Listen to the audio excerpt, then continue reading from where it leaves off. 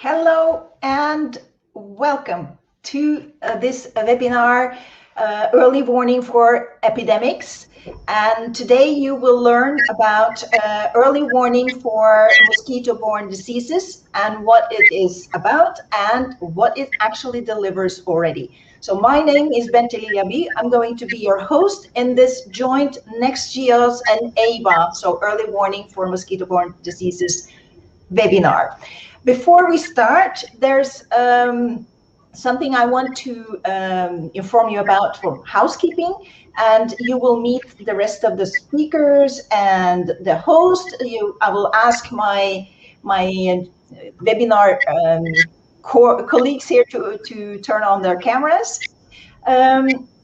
First of all, you see here, I see that everybody is saying hello. Hello, Ioannis, Guillaume, Anna, Darinka, Nikolaos, Lucy. Welcome. So glad to see you here. And this is exactly where you are going to ask questions and comment during the webinar. So the webinar is actually a little bit more like a workshop. So we are going to be around two hours, a little bit between 2 hours and 2.5 hours. And we will have a break in between. We have sectioned this webinar in 4 sections. So you will get information about what EYWA is, and then you will get information about usage, and finally some about the politics. And Haris Kontoes will explain the agenda in more detail for you just shortly. The Q&A is in the chat. If you want to ask questions inside, to come into the room as where we are now, you can actually raise your hand. But that will be at the Q&A at the end. We calculate to be on the end at starting the Q&A at 4 o'clock. So, but what is needed for you in order to get in here is to have a good internet connection, obviously a camera and a microphone, and also use a Chrome browser. That's the certain requirements in order for you to be able to join. And then you just raise your hand, but that's towards the end. However, you can ask questions during the entire webinar, and we will collect those questions and make sure that we ask them to the speakers. And I think I can also say that this webinar will be recorded, so don't worry about that. And I think we are ready to start. I will be here during the entire webinar, but Haris will guide you through the program. And I think, Haris, are you ready to guide the audience and kick off this wonderful webinar? Thank you, Beda. Thank you very much. Dear participants, we are pleased and honored by your participation. We thank you for your interest and we welcome you all in this meeting. I'm privileged to speak on behalf of the EYWA Consortium. It is comprising of esteemed professionals and key organizations from Europe. Organizations assuming roles to support decision-making in the control of mosquito-borne diseases in their countries. Before going on, let me underline that EYWA is an action of a community of experts working on a voluntary basis in the framework of the NextGEOSS Action Group for Epidemics. And at this point, I would like to give the floor and open the meeting with the greeting speech of our good friend and close collaborator for many years, the head of external relations at the Geosecretariat, our friend Dr. Steven Ramage. Steven, you can take the floor. Thank you. Evaristo, Haris, and Tak, Bente. Thank you to the organizers for the opportunity to speak on behalf of the Group on Earth Observations, also known as GEO. I'm at the GEO Secretariat here in Geneva. I'm particularly pleased on a personal level to see this activity, since it's something I supported when I was working for the World Bank in 2015 in Tanzania. So it's nice to see the Earth observations angle included as well. The EYWA, as I believe it's known, the Early Warning System for Mosquito-Borne Diseases, is, I describe it as representative of the many international activities that are already underway in the GEO community. In fact, as a global intergovernmental partnership working in over 100 countries, GEO operates what are called regional GEOs.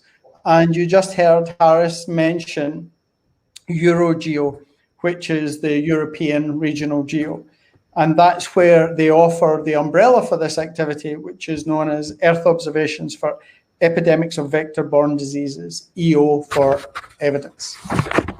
So EYWA and the approach to open and freely available data also matches the vision and mission of GEO. And it aligns very nicely with some of our some activities from the GEO work program. So we have about 65 activities in the work program, and some of those are closely linked, for example, EO for health. So I just say thanks again, and I'd like to wish you a very successful workshop. Thank you very much, Steven. Thank you very much indeed. We will continue with the keynote speaker of the day, Dr. Nikolaos Stilianakis from the Joint Research Center of the European Commission. We are eager to hear to Nikolaos' presentation about the infectious diseases in a global challenging environment. Nikolaos, please take the floor. Thank you very much, Haris. I will turn on the file. Okay, so let me share the screen. Okay. And here we go. So first of all, let me thank you for the organizers for the kind invitation to introduce this webinar. I will try to give you an overview of what we've been observing over the last decades. So we've been witnessing actually a massive or substantial global change, environmental change, basically attributed to anthropogenic pressures. And these environmental changes are going to have, or we expect them to have, and some of these, we have some already substantial observations on that. They will influence also the transmission dynamics and the control of infectious diseases which are related or sensitive to environmental changes, including climate change.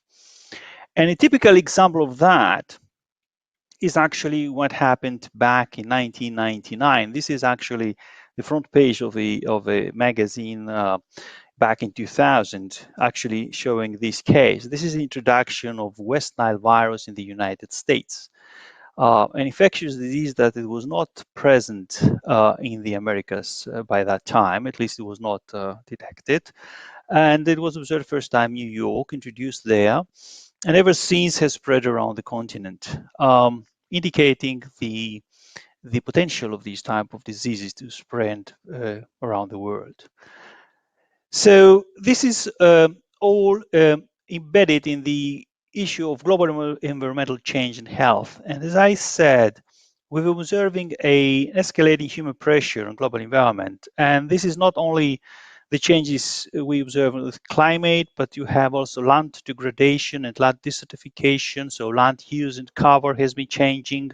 We have biodiversity loss. Urbanization plays a major role. So you have a massive intervention there with the human influence. And all this is going to have some health impacts. They can be direct health impacts, like the extreme weather events we've been observing over the last couple of decades or even longer. We're going to have ecosystem-mediated health impacts, and one of them is the risk on infectious disease, which is going to alter actually, or to be altered by that, and some indirect health impacts also, too. So this is the big picture of the whole issue, and what I'm going to refer here is I will pick on the point of infectious diseases. I will try to show you what we've been observing over the last year. So this is a very small example, a very simple example. You know, if this is French Polynesia in the Pacific Ocean, it is very far away from Europe. Actually, it's 18,000 kilometers from France. So one might think, so what is of interest? Why should I care about what is going on there? But I will show you that, or try to convince you that it is not that trivial. There are reasons for that. So in 2013-14, there was a Zika virus outbreak there, with about 20,000 persons infected, estimated, and about 8,700 suspected cases with certain clinical symptoms which are nothing, they're really serious.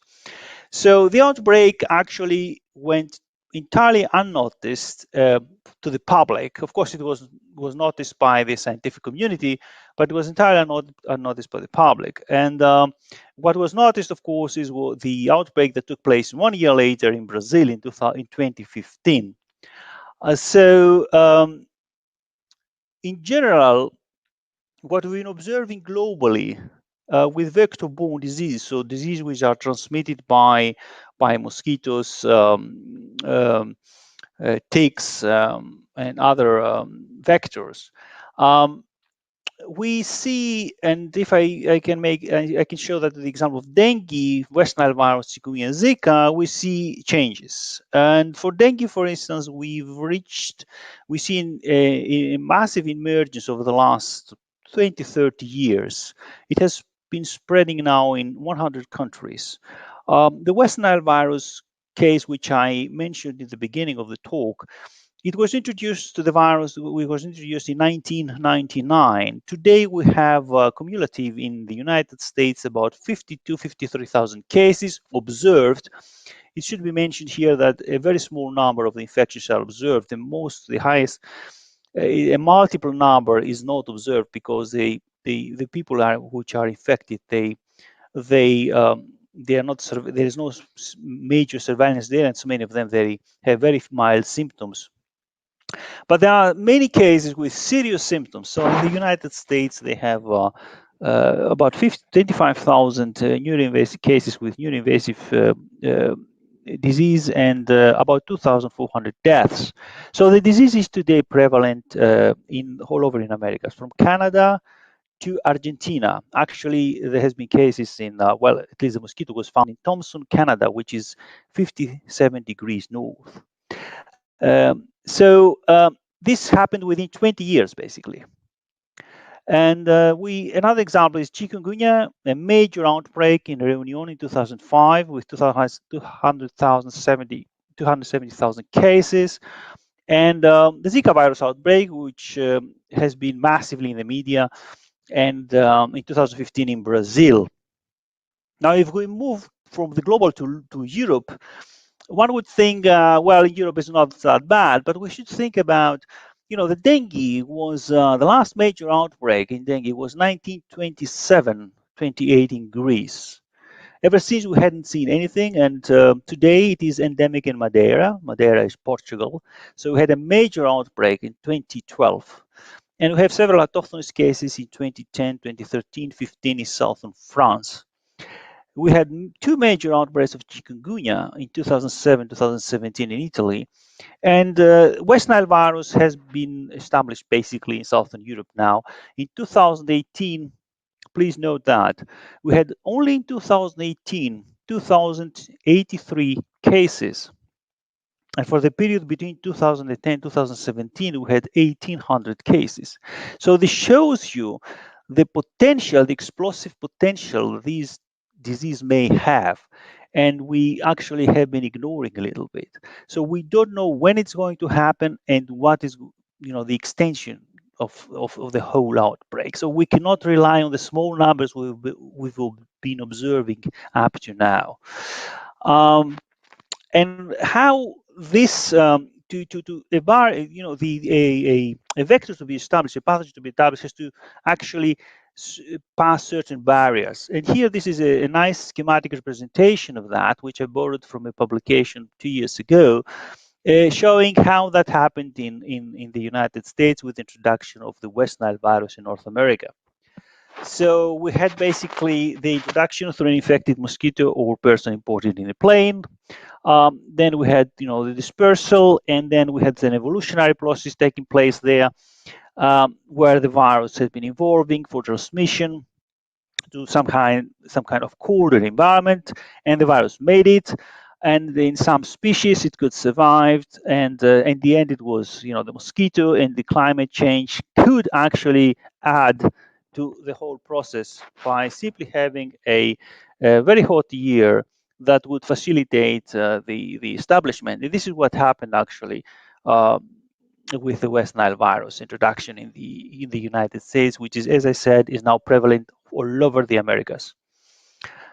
In Europe, we worry about two types of mosquitoes who have been spreading. Actually, Aedes albopictus, which is now in Europe quite prevalent in many areas. The red is established, the green light, the yellow light is, the yellow color is introduced, and the green is still we haven't. It is similar also for so you see that for Aedes albopictus there's widespread actually of this mosquito in Europe, and for Aedes aegypti the situation is slightly different. Is easier. We don't observe introduction or establishment, but we still have. This is moving towards Europe, so it's probably a question of time, with the exception, I think, of the Netherlands, which is in yellow, as you can see. So if I come back to the typical example of West Nile virus in Europe, we have these are in 2010. In 2010 we had a major outbreak. It was the first major outbreak, actually. And then in the period 2011 to 2019, as you can see, we have a geographical expansion throughout Southern Europe and the Eastern Europe. Now, this is the observation, but this is not, if we move now to the theory and we look at some mathematical models which actually try to capture the transmission dynamics of these type of diseases, you can see that this is the formula for the basic reproduction number that everybody knows actually today from the COVID outbreak. But you can actually, one can determine from a mathematical model a similar number with similar meaning actually for vector-borne diseases. And you can see this number, it consists of several parameters.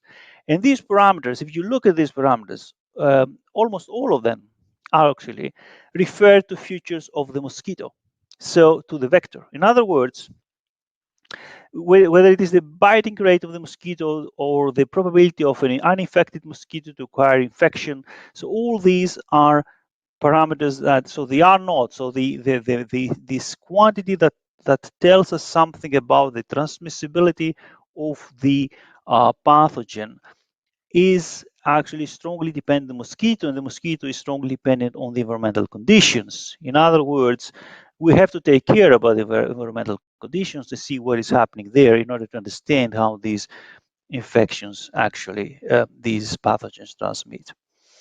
Now, what are the tools we have besides the mathematical models I've just mentioned? We can do health risk assessment, and for this we have several tools. First of all, of course, we start with surveillance systems, and to what extent the current surveillance systems are sufficient to capture the big picture of what is going on with vector-borne disease is an open question. We need to do a better surveillance in this area. And then we have assessment tools like satellite remote sensing, GIS, geographical information systems, and statistical techniques, risk mapping, and nevertheless, in the end, mathematical and statistical modeling. And we need them just to tackle issues like to estimate future distribution of the vector species under different scenarios, environmental change, to look at the refinement of distribution models for vector species, to identify areas that are at higher risk of being invaded by new vectors, to identify vectors that pose serious threat in a given area, or to model the interaction between vector pathogens and humans dynamically. So it is under certain conditions of climate variability or environmental change. So we have the tools for that. And we have also the surveillance systems, but we have to become better in the work we are doing. Coming back to the Zika outbreak, which I showed you for 2013-2014, as you can see here, this is a World Health Organization map. Zika was identified first in 1947 in Uganda, so it is not new. But over the decades, it spread throughout the world, mainly the Southern Hemisphere.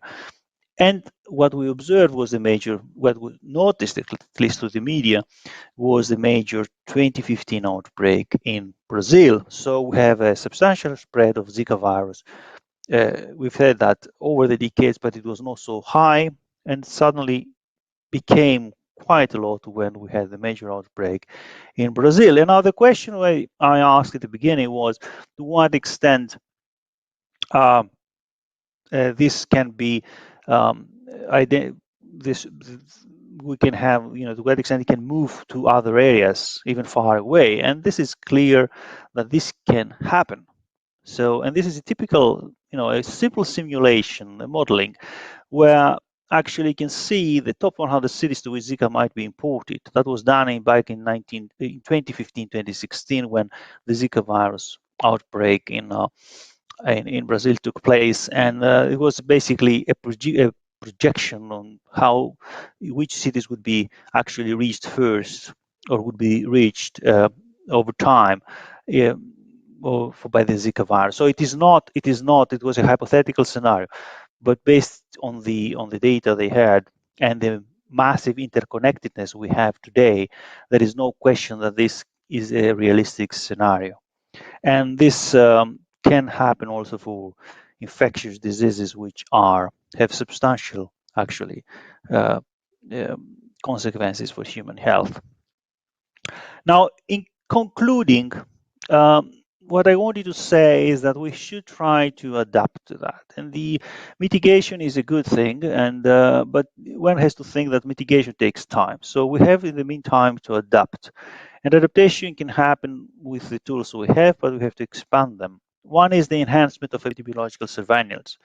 There we have to integrate more factors, like climatic and environmental factors, and we have to do surveillance for vector pathogen and reservoirs more. So this is one thing that has to happen, in particular with respect to the environmental conditions. The second is we have to improve and expand in our health risk assessments so that we can inform adaptation with all these tools I've just mentioned. And we can use them to do for forecasting readiness, for early detection, rapid response, early warning system, the development of early warning systems. So actually to work on preparedness and response to these if something happens in this direction, which will probably happen and is happening actually also today. The other thing is, of course, we have to adapt the healthcare services, especially for vulnerable groups. This actually is not happening today. And maybe one reason is that all these issues seem to be very far away in time.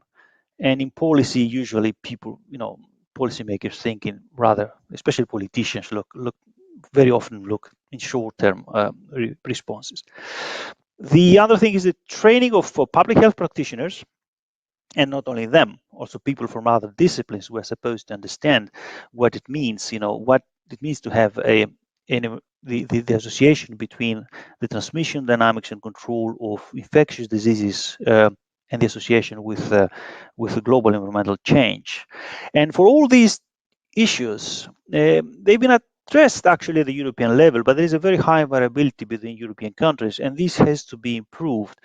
And for that reason, we've been also working also in the GRC on that, in close collaboration also with the Greek group, and the EYWA concept has been actually one of the products we've been actually developing together, and we hope to reach a point where we can use it widely in Europe, and it could help us to improve all these components. So thank you very much for that, and I give back to the moderator.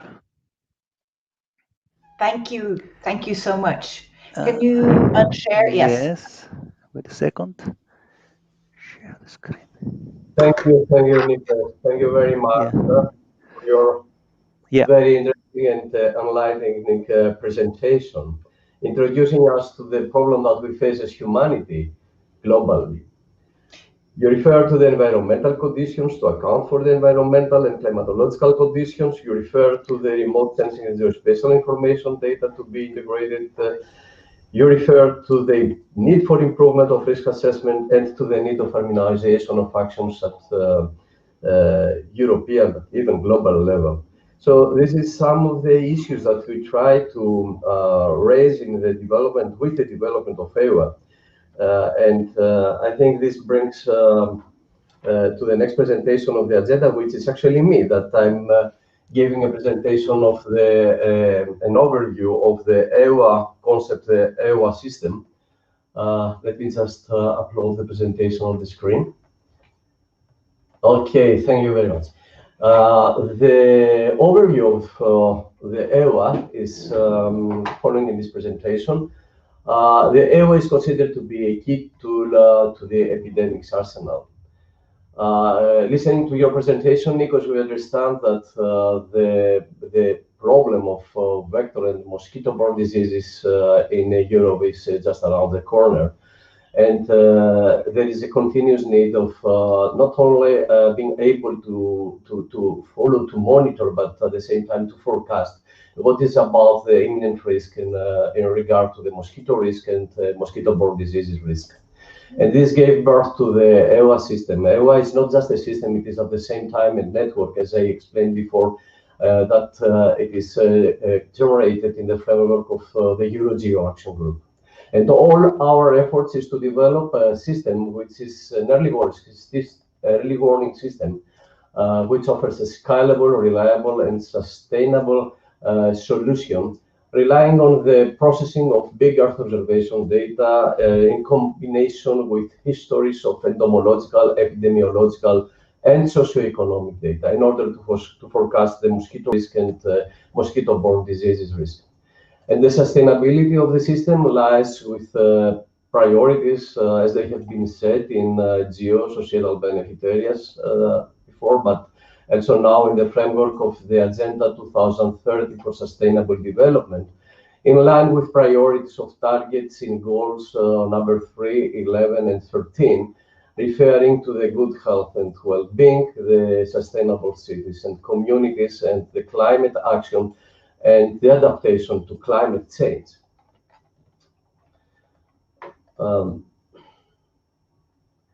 As a system and as an action, we built on the geo-triptych advocate, engage, and deliver. We advocate exhaustive inventories of needs, regional priorities, and common challenges at regional level. But at the same time, in EYWA, we try to report all the existing, at least at European Union level, skills, observational capacities, innovation, and data which are freely available to be used for the development of our system.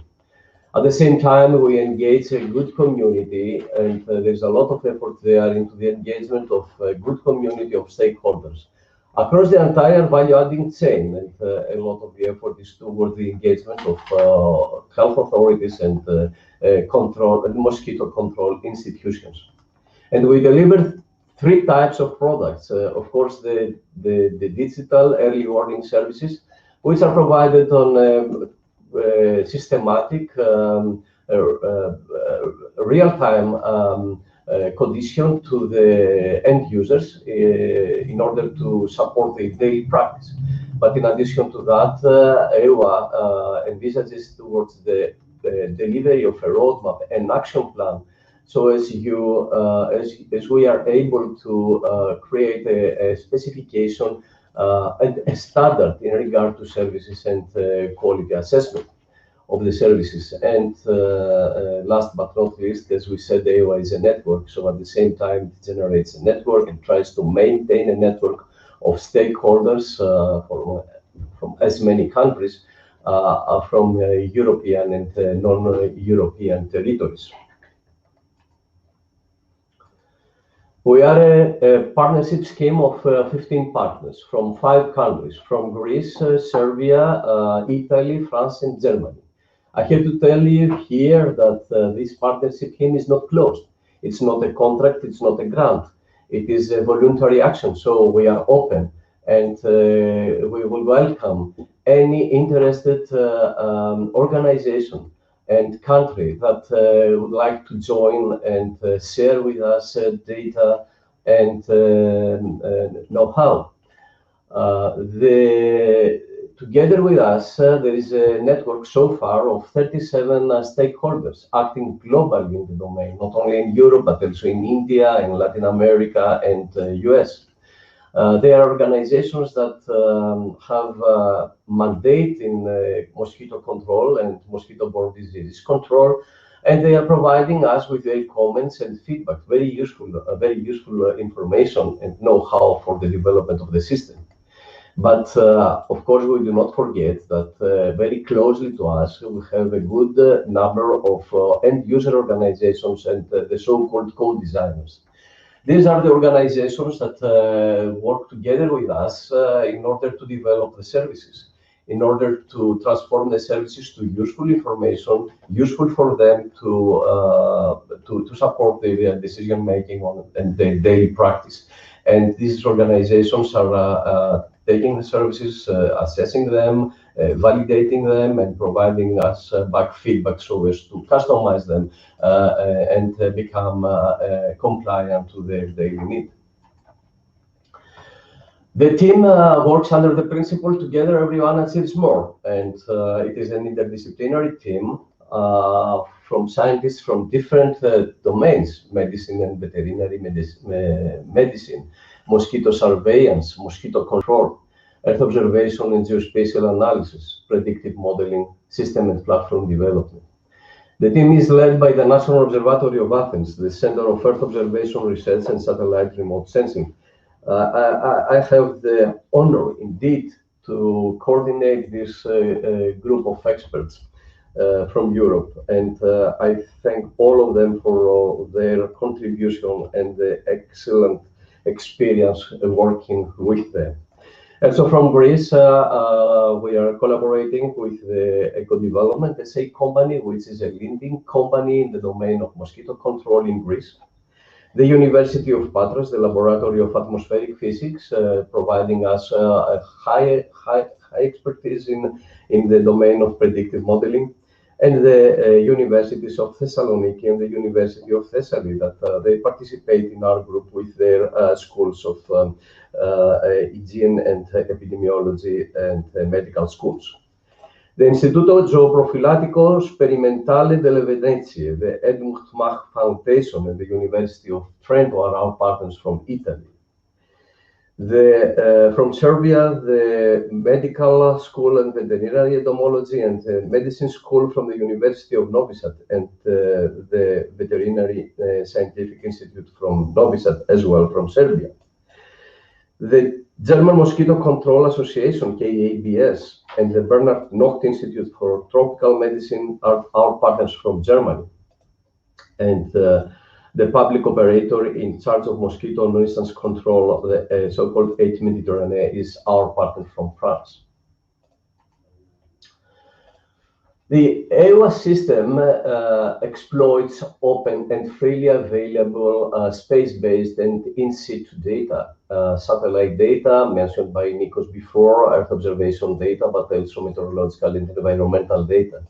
And we rely on the exploitation and use of state-of-the-art Earth observation technology, including Copernicus Sentinel data, the Copernicus core missions and services, such as the atmospheric monitoring service, the land monitoring service, the climatic monitoring service. EYWA is a cloud environment, is a cloud-based solution. It's using a lot the CryoDS platform for accessing directly to the satellite data, for processing the data. But when and where it is needed, it is a cloud agnostic system. It's using also cloud from other providers, such as Google Earth Engine, in order to complement the satellite observations and in order to get access to more scripts for satellite processing. So it's a system which links with many different cloud platforms for the exploitation of data and processing the data. And we benefit from a suite of automated pipelines for pre-processing and processing of Earth observation data, as well as the processing of entomological, epidemiological, and toxicity data. The scalability of the system is ensured by the use of development and use of generic models, which in turn facilitate the transferability of the system into multiple geographic regions. Regarding the operationality of the system, we have envisaged two pillars. One, that it is the fully operational. It is the pillar which is delivering the digital services daily to the end users for the support of their practices. But we have also envisaged the so-called pre-operational pillar is there where we develop the research, or the research actually is developed there in order to become a pre-operational solution to be tested and validated. And once it is validated, it is migrated into the operational pillar to be provided in the next mosquito season to the end users for support the decision making.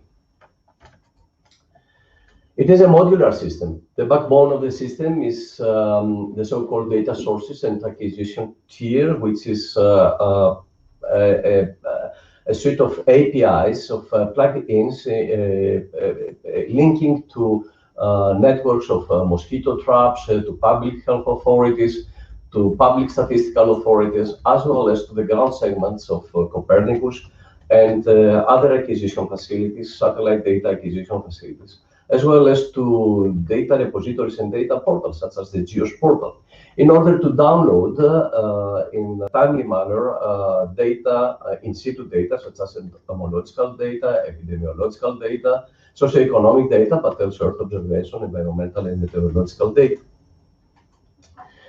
The data ingestion and pre-processing area of the system is a suite of APIs that we have developed in order to ensure automatic data harvesting, data pre-processing, generation of the environmental indexes, and conversion of the data in order to be in the right format to be uploaded into the open data cube and databases technologies. The big data management and data handling is using advanced and modern technologies such as open data cube and databases, including Postgres and PostGIS.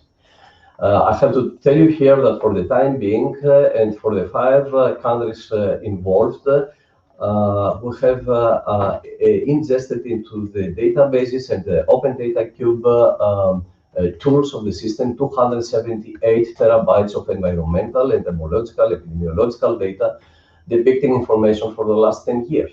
And this modern open data cube technology is so flexible that enable us to retrieve and process and analyze on the fly every bit of information in any slice of time and space over the 5 countries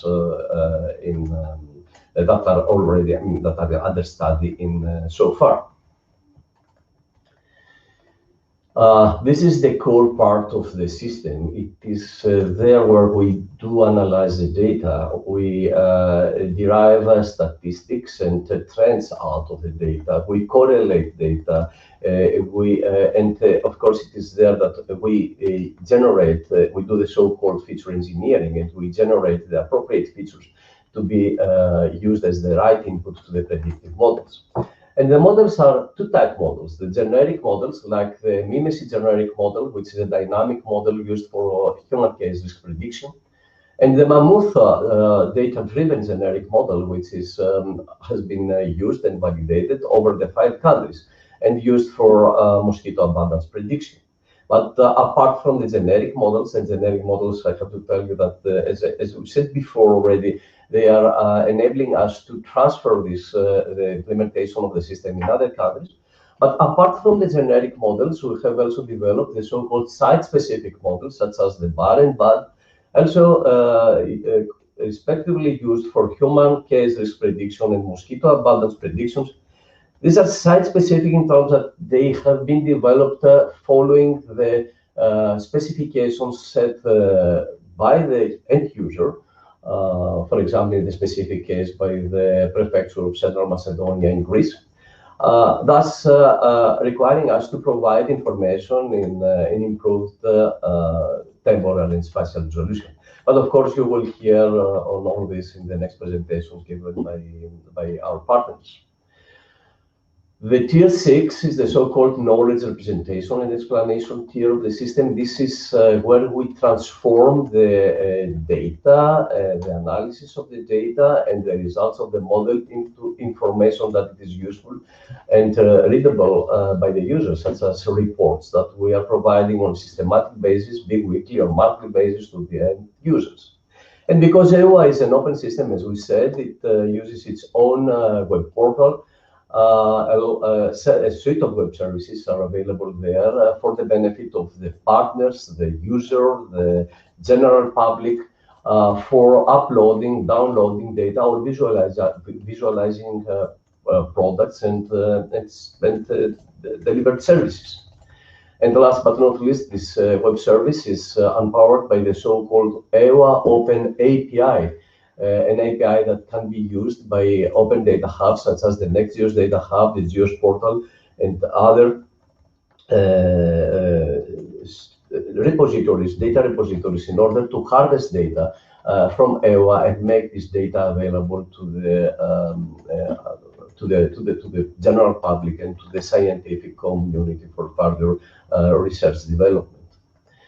It is indeed that the NextGEOSS data hub harvest today, by the use of the EYWA Open API, analysis-ready data for the last 10 years and over the 9 European regions that are engaged in and treated by and studied by the EYWA system, information depicting environmental, meteorological, and geomorphological features from these regions.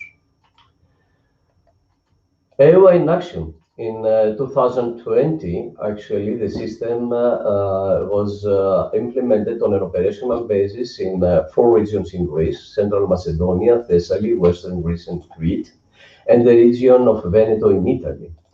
And it was also tested the system on a pre-operational basis in order to assess the mosquito abundance and predict and forecast the mosquito abundance in Serbia, Germany, Italy, and France for different species of mosquitoes, such as Culex, Anopheles, and Aedes. In 2021, I have to tell you that the system will continue to be implemented in Greece, Italy, and Serbia this year in regard to the human case risk. And it will be also implemented on an operational basis to forecast the mosquito risk in all the 5 countries, in the 9 regions, and for all the different species of mosquito that are in the interest of the local authorities. In a nutshell, EYWA is a system that it builds upon a plethora of satellite and in situ observation data. It is using in situ collected histories of entomological, epidemiological, crowdsourced, socioeconomic, and auxiliary data, and integrate state-of-the-art technologies. I mentioned before open data cube technology, database technology, but also it has been developing and testing and validating and implementing data-driven and mathematical dynamic models for the prediction and forecasting of the risks. According to the feedback we have received from our users, this system is a key lever for public health authorities and decision makers, supporting them in the preparedness and the timely design of their strategies and actions. And it is a system that raises citizens' awareness on the expected risk in view of to fight mosquito-borne disease. By this, I would like to thank you very much for your kind attendance and attention. And before I pass to the next presenter, I would like to remind you that do not hesitate to pose your questions using our Q&A function. My colleagues will collect these questions and we will reply them during the last session of the meeting. Now I will you will give the floor to the next presenter. Maybe with the support of my colleagues here, I will allow you to stop sharing. Yes, and then yes, I did it already. Thank you, Beta. Thank you. And turn on your cameras again. Yes, so we have invited, Spiros is here and we are waiting for Ioannis. Hello, Spiros, nice to see you. Hi. I just, while we are, oh, there's a feedback on the sound. Yeah, okay, so we are waiting for Ioannis. If Ioannis will have some trouble getting in, we will start with you first, Spiros. Are you up for that? Now you muted yourself. Yes, okay. So remember to ask questions during the webinar, and as I wrote in the chat, write the name of your presenter in front of your question, so it's easier for us to collect your questions towards the end. We do have planned a stretch the leg, but I think since we have you here already, Spiros, I think we can go ahead and listen to you. There is some back noise. Is that, are you logged in twice, perhaps, Spiros? No. No. Okay, I heard a female echo. Oh, yeah. I was together with Sandra, my colleague. That's it.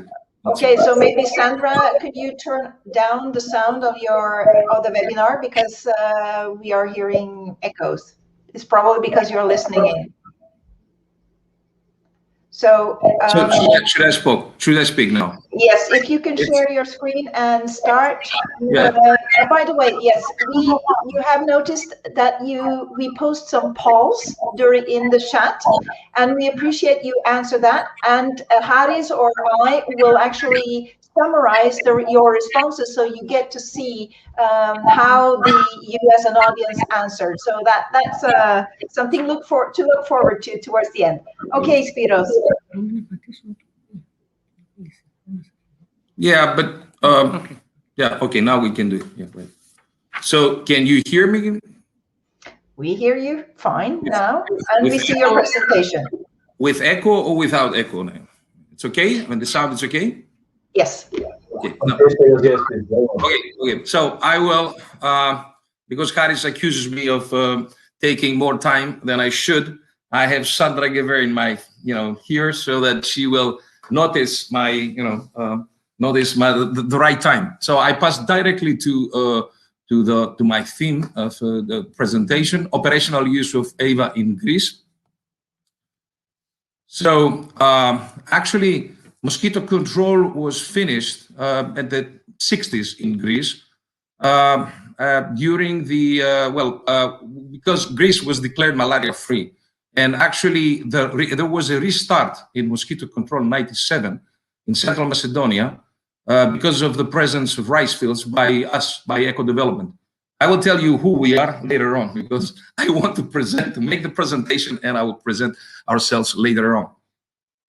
Now, 2010, the game changed because we had WNV, an outbreak. It's a very serious outbreak of in Central Macedonia. 35 dead people in 1 year in a plane. That's too much. And 2011, we had also the resurgence of malaria, autochthonous malaria cases in Greece for the first time after the end of anti-malaria campaigns. So there were two phenomena quite important. And from then on, the last 10 years, we had something like more than 1,200 WNV cases all over the country, with 40% of these in Central Macedonia. And we had something like, 100 autochthonous malaria cases. I think that, early warning system, in our case, the early warning system of EYWA must be based on 4 pillars, right? Risk knowledge, monitoring networks, response actions, and communication. Now, risk knowledge, of course, it's the academia, but also operators doing a lot. We are doing a lot of risk knowledge, research. We have data science and we have Earth observation technology now that are accessible and low cost. We try to construct models, and our Eco Development is not just a mosquito control company, but it's a data analytics. And these 5 years, we're constructing models on our data. And Central Macedonia is a very opportune place to do this, especially in West Nile virus, because it has a lot of epidemiological and entomological and mosquito control and ecological data. Now, the second pillar is monitoring networks. Now, these monitoring networks must be functional and should be functional actually by operators or by research institutes, right? Now, 3 very basic mosquito networks we have to follow up. The one is, of course, the mosquitoes, larvae and adults, right?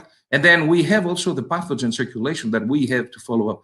And this is our mosquitoes, infected or not, sentinel chickens, and human cases.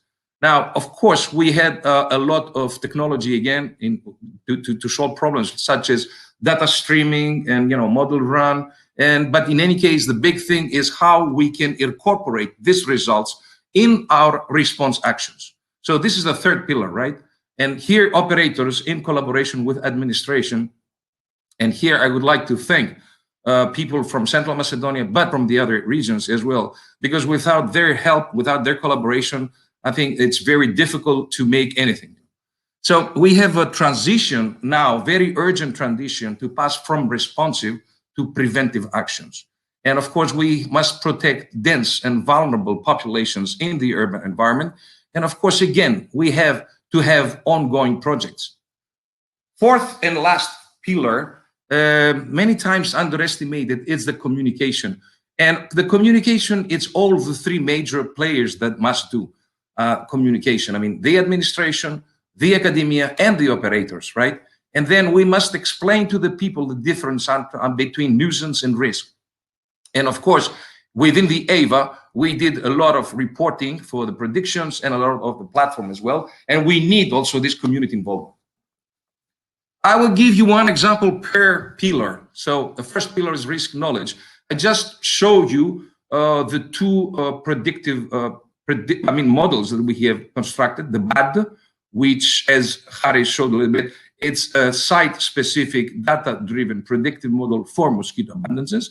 And the BAR, which has the same characteristics, but it refers to human risk, with W and V. I won't get into that, just to mention that they are very, high resolution, right? The BAD is talking about the settlement level per daily predictions, and we have been operating it in the 4 regions in Greece. and the bar is on the settlement level, but weekly predictions and only for Central Macedonia. So the risk knowledge, actually, it's a series of features, and it's very important to notice here for the bar, if this is a scheme to present the feature importance for this prediction model. You can see in red, I have the Culex, which is actually the bad, the nested model within the bar model. The second is the sentinels, which is the sentinels that I'll show you on the next slide. And MIR is the minimum infection rate for the probability, actually for the mosquito, for the infected mosquitoes. And this is important because this is the type of information that we get, from our monitoring networks. So you have, again, mosquito larvae. In red, you will see the numbers that we'll be producing this year and from now on, hopefully, right? In the numbers in black, they represent what we have been built up so far, the last 10 years. So every year we're producing 200,000 inspections, digitized, and observations and measurements on larvae. It's big data. It's really big data. The second thing is mosquito adults. We produce 1,500 samples per year, 1,200 samples per year, blood samples from sentinel chickens all over Greece, and 1,500 samples analyzed for infected mosquitoes. And of course, we take into consideration the human cases through our collaborators, AUTH, Aristotle University of Thessaloniki, the Technological Institute of Crete, and EOV and whoever, other. Right. So monitoring networks. The EYWA, the impact of EYWA was that when we start, this is an extended network of the sentinels, right? This is the early season. And then when there comes the new, let's say, predictions by the mimesis model, the model of Ioannis Kioutsioukis, who will present it, I suppose, later. We just focus on the most, let's say, high risk areas, which is actually Central Macedonia. And here you see the deployment of our two networks, the one with the traps of mosquitoes and the other one with the sentinels, which follow a little bit, the colors per municipality, the risky municipalities. And this is the deployment following the later season, August, September, October, following again the late season predictions of mimesis. Now, response actions. Why do we do all this? To make right decisions, right? So mainly larviciding for prevention and mainly adulticiding for responsive, as a response, right? And then we have three different systems: wetlands, rural areas, and peri-urban. And from 2010 and onwards, we focus more and more in the built environment. Why? Because catch basins in the cities and cesspools in the villages are the number one breeding sites for Culex, which Culex gives us, West Nile virus. Response actions. Okay, the bar model has been really operational during last year. So bar week 32 suggests us 187 villages at risk. So what do? We intensify this peri-urban larviciding around this 187 by 8.5 as compared to the villages without risk. And this is the communication. It's underestimated. We must do more about this. What we do is, because we do door-to-door, we distribute these leaflets in 40,000 houses per year. This is an initiative we do with Central Macedonia. And Central Macedonia, actually the region of Central Macedonia, is also organizing 4 times a year. And this was the EYWA year.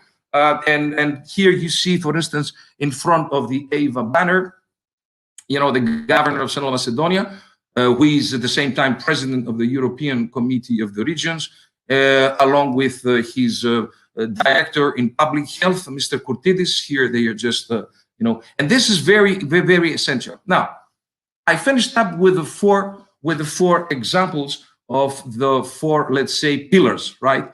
How the EYWA affected our activities, right? Now I will give you 3 case studies about how I think the impact is it was already very evident, following the predictions of whatever, of EYWA and whatever. I mean, Mosquito Vision, this is an open smartphone application that we first launched, this year. It is working now in 2,400 villages all over Greece, 4 different, regions. We predict 5 nuisance classes, right? In evening and nighttime nuisance. It was a big hit, actually. We had 700 downloads in 2020. And the good thing was also that we validated this product. And of course, it is very important for you to understand that we had to validate this product, of course, because it is off trap, based on the predictions on our network of traps. We try to predict the abundances and therefore the nuisance, off trap in 1,000 villages, right? So I have already covered 10 minutes, so I must go very fast for the next 5 minutes. Right. So weekly validation of predictions in collaboration with 47 peers in 43 villages, 288 validations. So the average declination of felt to predicted nuisance level in the evening was 0.7 level. I remind here that we're talking about 5 different levels of nuisance, right? In the Culex, concerning the Culex abundances. And at night, it's very nice. It's only 0.1 level. Now, impact 2, it's the bar. Besides the routine mosquito control program, we need decision criteria for extra control actions against WNV. It's called door-to-door, right? But which village? We have 1,000 villages, and when? We have 20 at least critical weeks. So typical operational capacity, 10 to 20 village per week. How do we do?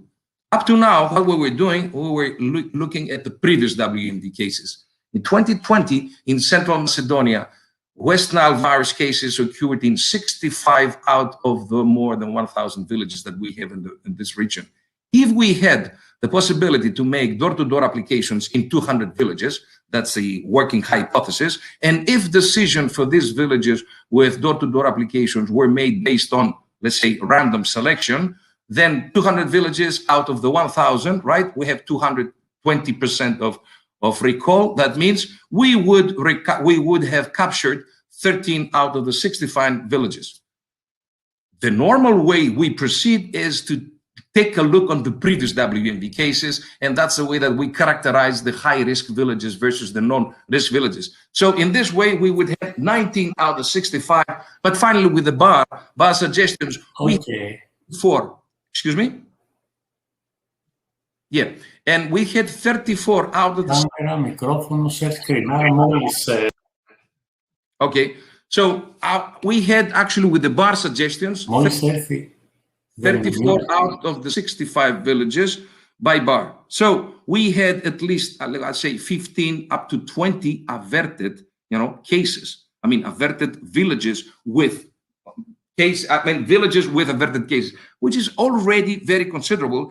And as I will explain a little bit shortly here, we try to understand what is happening and how we can increase the precision. Now, in real epidemiological settings, such as 2018 and 2020 in Central Macedonia, there is no option of having control villages, right? There's no alternative. So the only possibility is to construct robust predictive models and to simulate the contribution of important features such as the Culex abundances, right? So the third most important feature of bar, you don't remember, perhaps it was what I said 10 minutes late before, one of the most important features was the nested bud predictive model for abundance. So we have a very important interplay between bud, the prediction of the, the prediction of the abundances of Culex within the villages, and the bar, and the actual, prediction for the West Nile virus.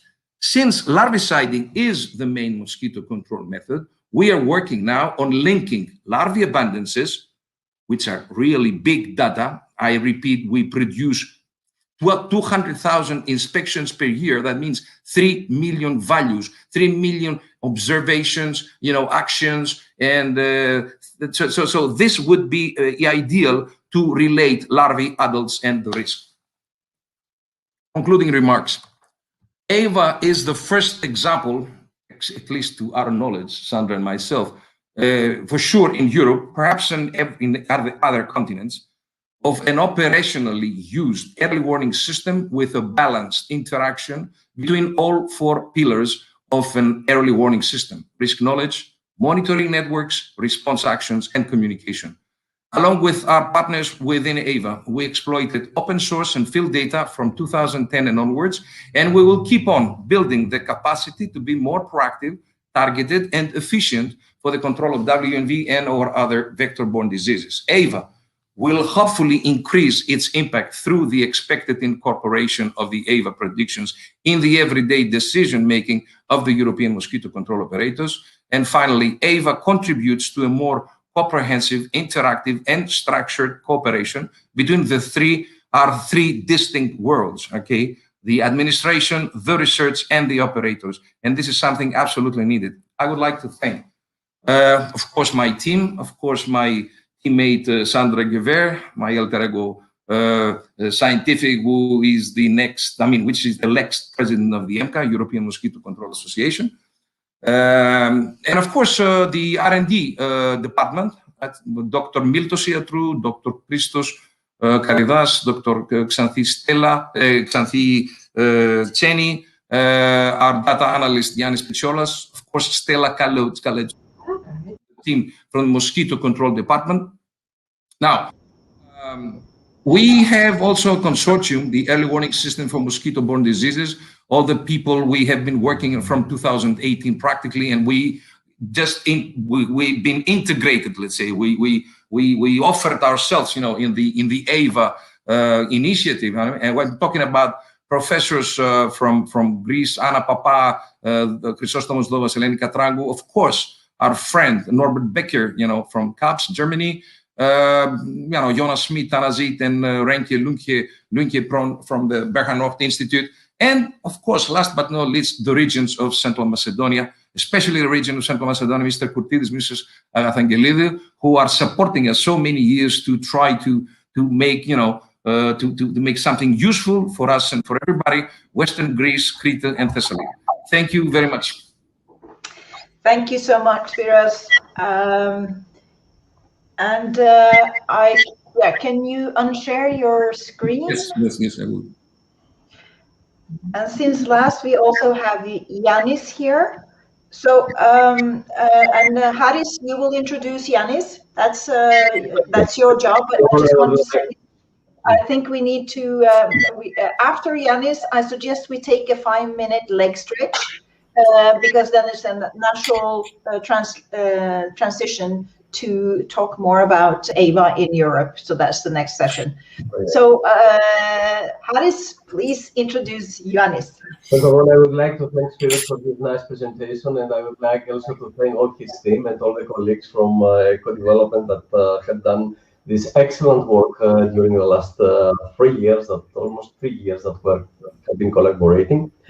And especially for the presentation of the prototype innovation that have been achieved in the framework of EYWA and the support that eco-development has provided the daily practice of the regional authorities in Central Macedonia, as well as into the other regions of Greece. Now I have the pleasure to introduce the next speaker is Professor Ioannis Kioutsioukis from the University of Patras, Laboratory of Atmospheric Physics. Ioannis has developed excellence in the domain of modeling, predictive modeling, and will demonstrate the use of the Nemesis dynamic and generic model as it is introduced by the EYWA system for West Nile virus human case prediction in Greece and Italy.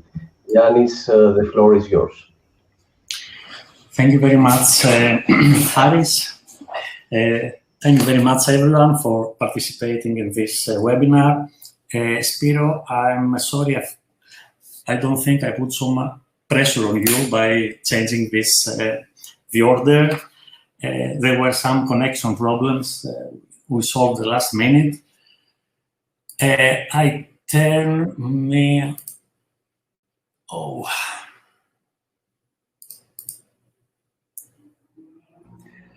Yes, the problems. Do you need help with the presentation? I think No, maybe... I don't need help. I need 1 minute to get in again because it's You are in. Doesn't have access to my to my screen. I have to get in 1 minute. No, okay. He was too quick there. Can I ask you, Katarina, do you have Ioannis' presentation on your side just to have a big backup? Yes, okay. We will do it. We will upload the presentation on the system. So, Katarina, are you able to do it? All right. So, Ioannis, don't worry about that. We will handle the presentation. It's not in there. Oh, Ioannis is not there. All right.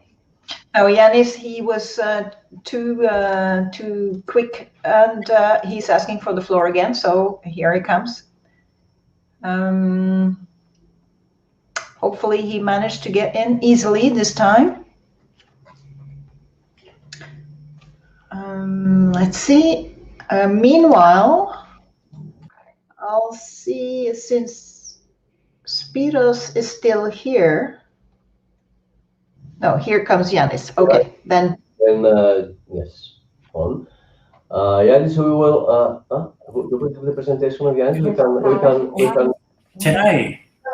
Hello. Hello, Ioannis.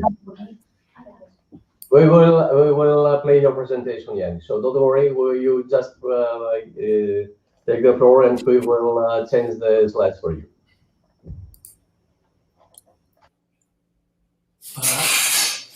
F-harmonies one. You still cannot share your screen? No, it's okay. It just shares only one application. Can you see this now? Yes, we can. Okay. It only shares the application and not the entire.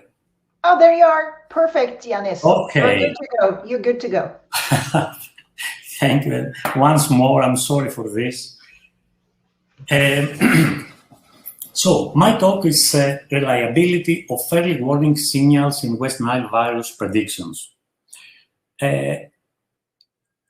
Let's start. Let's start with some facts.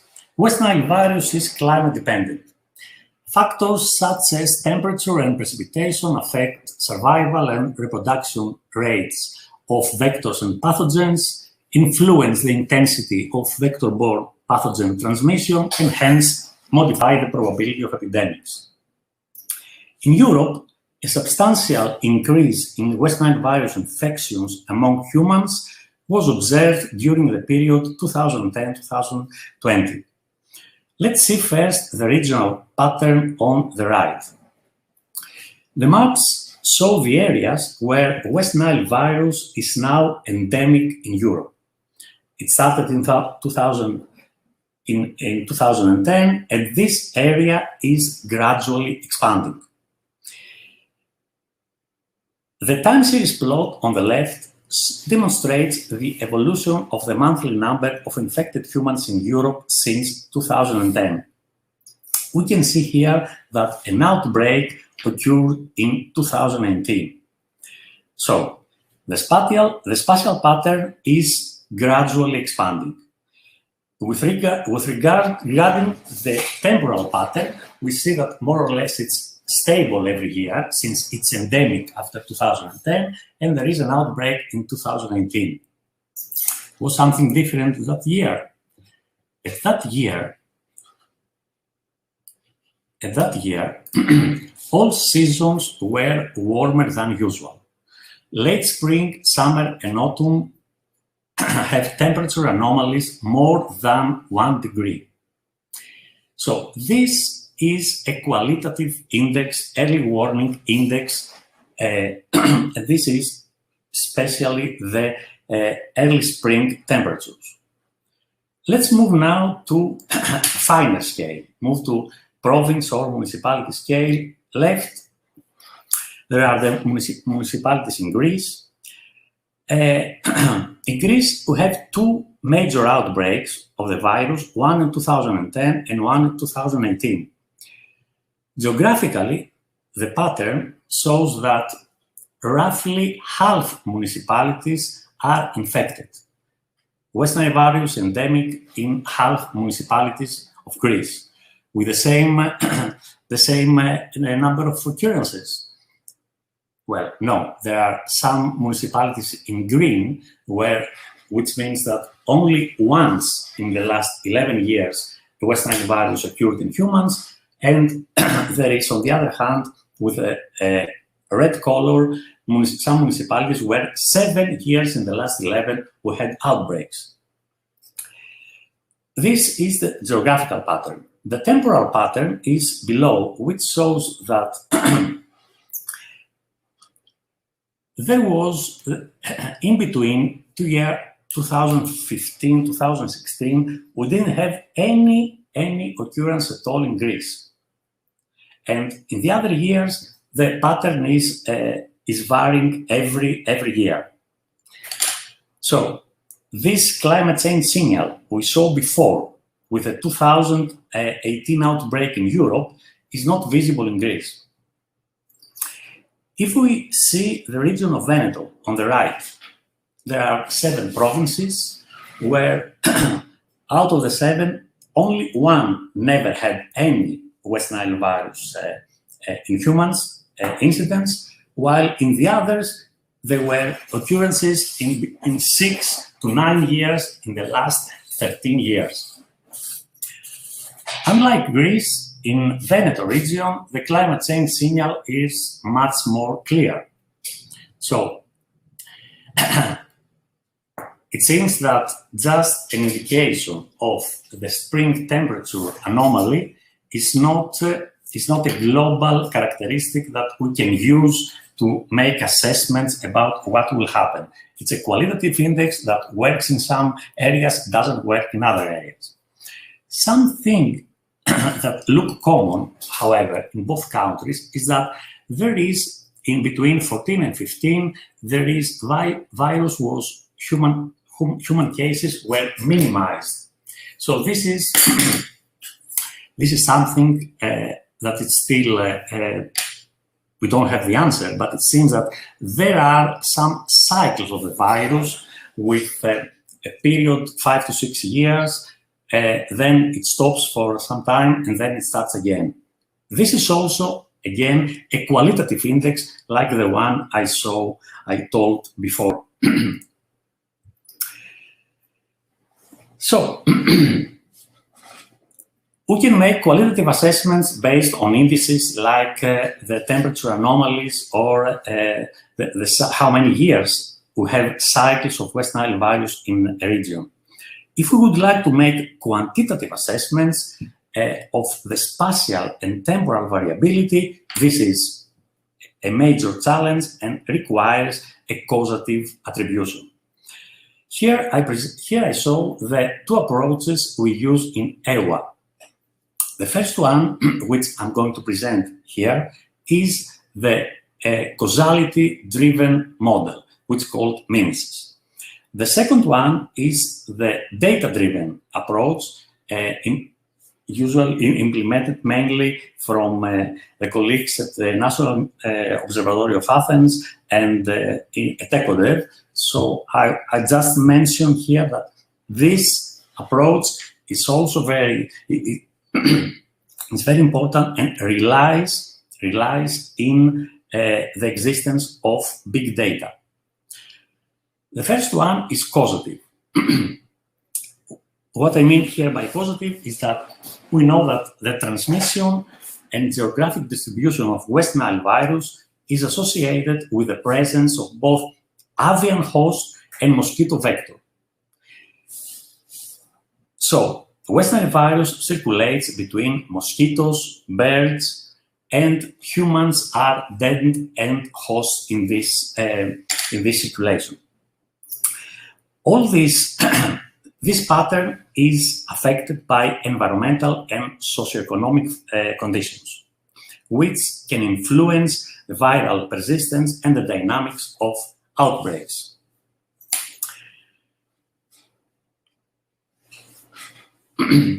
Here we implement the idea of developing a causal model relies on the idea behind numerical weather prediction. In numerical weather prediction, as you know, an evolution took place in the last 50 years, where ensemble modeling transformed weather forecasting, delivering reliable predictions. This is what we would like to do also for West Nile virus. We aim to do, okay? And I will present the point where we have arrived so far. Differences with numerical weather prediction is that in epidemics, we have limited data for data assimilation, limited data. This is one point. The second point is that unlike numerical weather prediction, in epidemics, there are many non-physical processes that are important. And of course, these are problematic to parameterize and incorporate in a model. Just to stop with this slide, I will say that two important elements of uncertainty in the West Nile virus predictions have to do with the meteorological uncertainty and epidemiological uncertainty, which we both tackle in this in the mimesis framework. I will explain later how.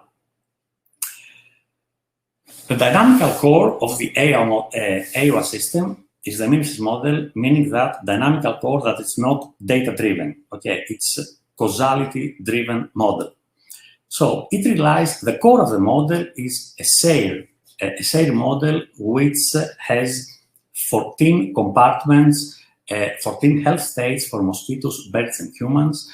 This model has 25 parameters optimized through available data in the last decade. This model uses an input database of environmental, epidemiological, entomological, geographical, and demographical data. And the model gives what? Gives the larva and mosquito abundance, the infected mosquitoes, infected humans, the basic reproduction number, risk maps, just to mention a few. So let's see how what the model can achieve both in historical simulations as well as see what it did in the forecasting the 2020 situation in Greece and the Veneto region.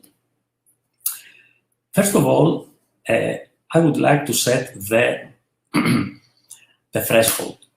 How far can this model go? This model uses only 14 equations to mimic the West Nile virus circulation between birds, mosquitoes, and humans. So it's a simple model. There are many processes that are not there. With this simple model, how far can we go? Assuming that the meteorological uncertainty is well defined, we use the ECMWF seasonal forecast. So we assume that this is clearly represented in the model. What is the limiting predictable skill? Here, this is in quotes. If the epidemiological uncertainty was minimal, what does it mean? You know, when you have a system of differential equations, in other words, you have a system, an initial value problem. Meteorological uncertainty is tackled through the weather ensemble of ECMWF. Epidemiological uncertainty requires some initial state. It's impossible to have epidemiological measurements when we start running the model every year around March. There aren't any. Okay, so I present here the epidemiological state of each year as it was optimized through the available data. The plot on the left the C-axis on the left shows the detection probability in the 325 municipalities of Greece, and how this scale changed over the years. This scale was, in 2010, roughly 90% of the municipalities where human cases were observed were identified by the model. Next year, this dropped to something more than 0.6. Generally, you can see that this detection probability is over 60%, with an average of over 70% over the decade. Last year in Greece, the gross number was a little bit more than 65%. In Italy, on the left chart, I just remind that there are 325 municipalities. In Veneto region, we have 7 provinces. What did the historic simulations show? They show that generally the detection probability, you see that it is 100% in all years except 2009 and 2020. In 2009, the detection probability was 50%, so half of them were identified, while last year it was 66%, 2/3 of them were identified. It's obvious that it's the same model, the same equations, but the results vary between the two regions. There are another 1 million reasons to explain. I will conclude with possible differences. So, the model, we don't expect something more than what those lines on the left, or the lines with the blue show here. We don't expect something more in forecast mode. Just to show you the results in a geographical pattern of the results, in 2019, if you remember, 2019 in Greece, it was 80% the probability, detection probability. Okay, there are some municipalities here and there not identified, and most of them were in Athens, around Athens. This is the case in Italy, in Veneto, 2019, all of them were identified. In 2020, 2 of them on the right, we saw what the model did. On the left, it is the observations. Last year, if you remember, I said that in 2020, the detection probability in Italy, in Veneto region, was 67%. 2 of the 3 were identified. Let's move now to forecasts, having in mind how far we can go. We use meteorological uncertainty, again, as it is described by the ECMWF ensemble, seasonal ensemble forecast, and we consider here the first epidemiological scenario, which we say it's the best one, assuming that we have the minimum number of infected mosquitoes in the area. And this is as it was seen in the past measurements. Forecast issued in March in the region of Central Macedonia demonstrates that there is one municipality that even under the best epidemiological scenario, considering only the meteorological uncertainty, says that we will have human cases in this municipality. This forecast was issued in March. And as you can see on the top right, this municipality, human cases were observed in this municipality several months later. So, just one, if we calculate some statistics here, we say it's only 4% in the sense that 26 municipalities had problem in the region last year, only one was identified. But in this scenario, epidemiological scenario was the best according to the historic data. The second scenario is using... Sorry, Ioannis, we are running a little bit out of time. Could you possibly speed up? Yes, yes, Thank you. Yes. Okay. So, okay, I skip this scenario and I'll go to the scenario where we developed also a tool, a model to deal with the epidemiological uncertainty. This sets the historical database and tries to see, according to the current environmental situation, which one fits better in the historical data, fits better in epidemiological sense, and we use that value for our forecast. This is more or less what we delivered last year to the regions. Of course, it's a little bit improved since we always make improvements to the model.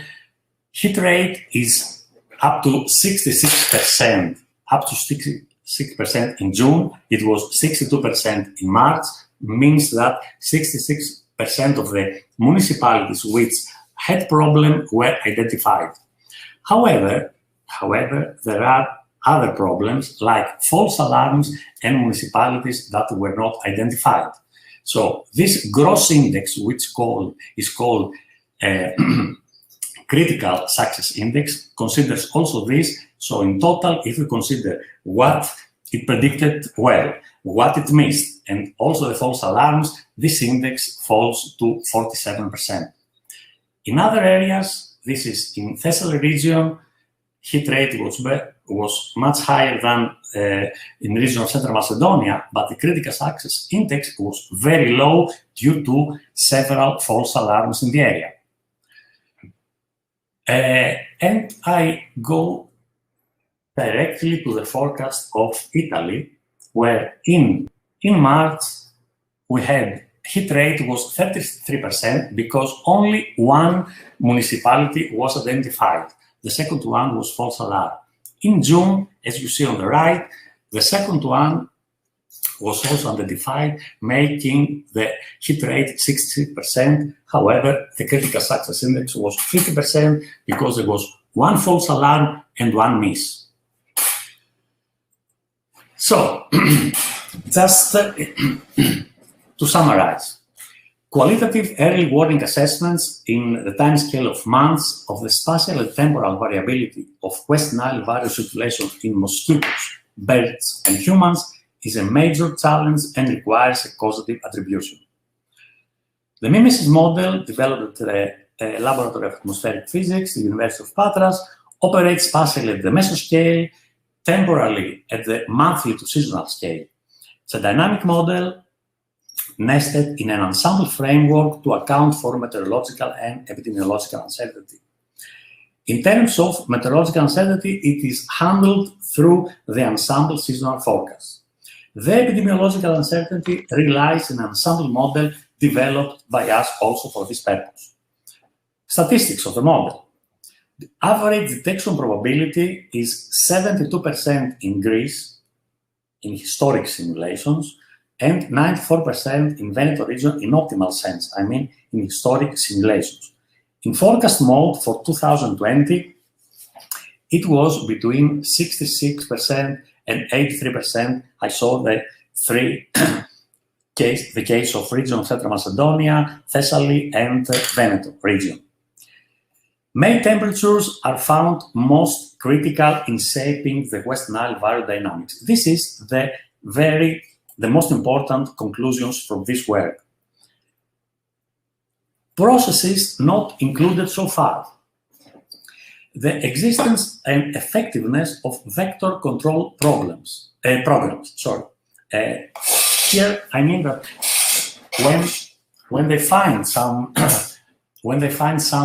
sentinels infected, The vector control program is starts in that area and affects, of course, the results presented by our model. This parameter is not incorporated in the results I've shown.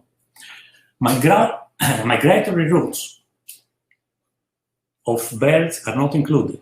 Assimilation with surveillance data, which are usually available after June, are not included.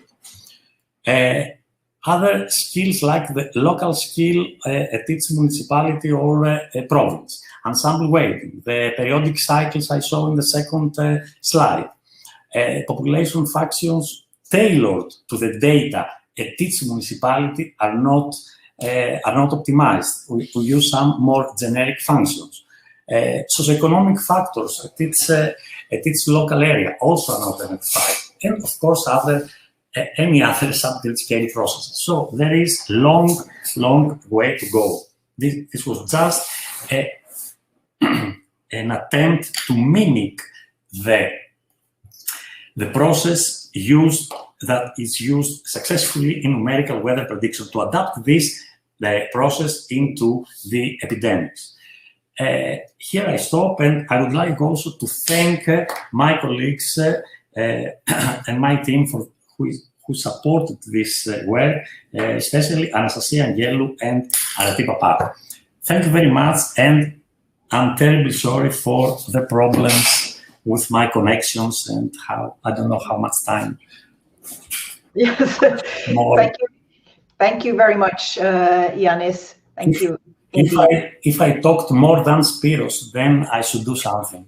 We have the recording, so we will see. Okay. Okay, so now it is definitely time for us to take a break. Very interesting and full of content talks from all of you. Thank you so much. I will temporarily give you some floors from Norway. This is a spring floor. Before the mosquitoes. But before we enter to the next session of this webinar, I think we all could do with a stretch of the legs. So we take a 5-minute break. So 15:40, we will be back here. And when you come back, you will get a special greeting from a local politician in Greece. So wait to hear a greeting from this politician. It will be given at 15:40. Okay, thank you, Bede. So we'll convene in 5 minutes, and the politician is the governor of the prefecture of Attica, who wants to say a few words about the action. Thank you. So please come back, take a stretch your legs, and come back here in 5 minutes. See you. See you. Thank you. Bye.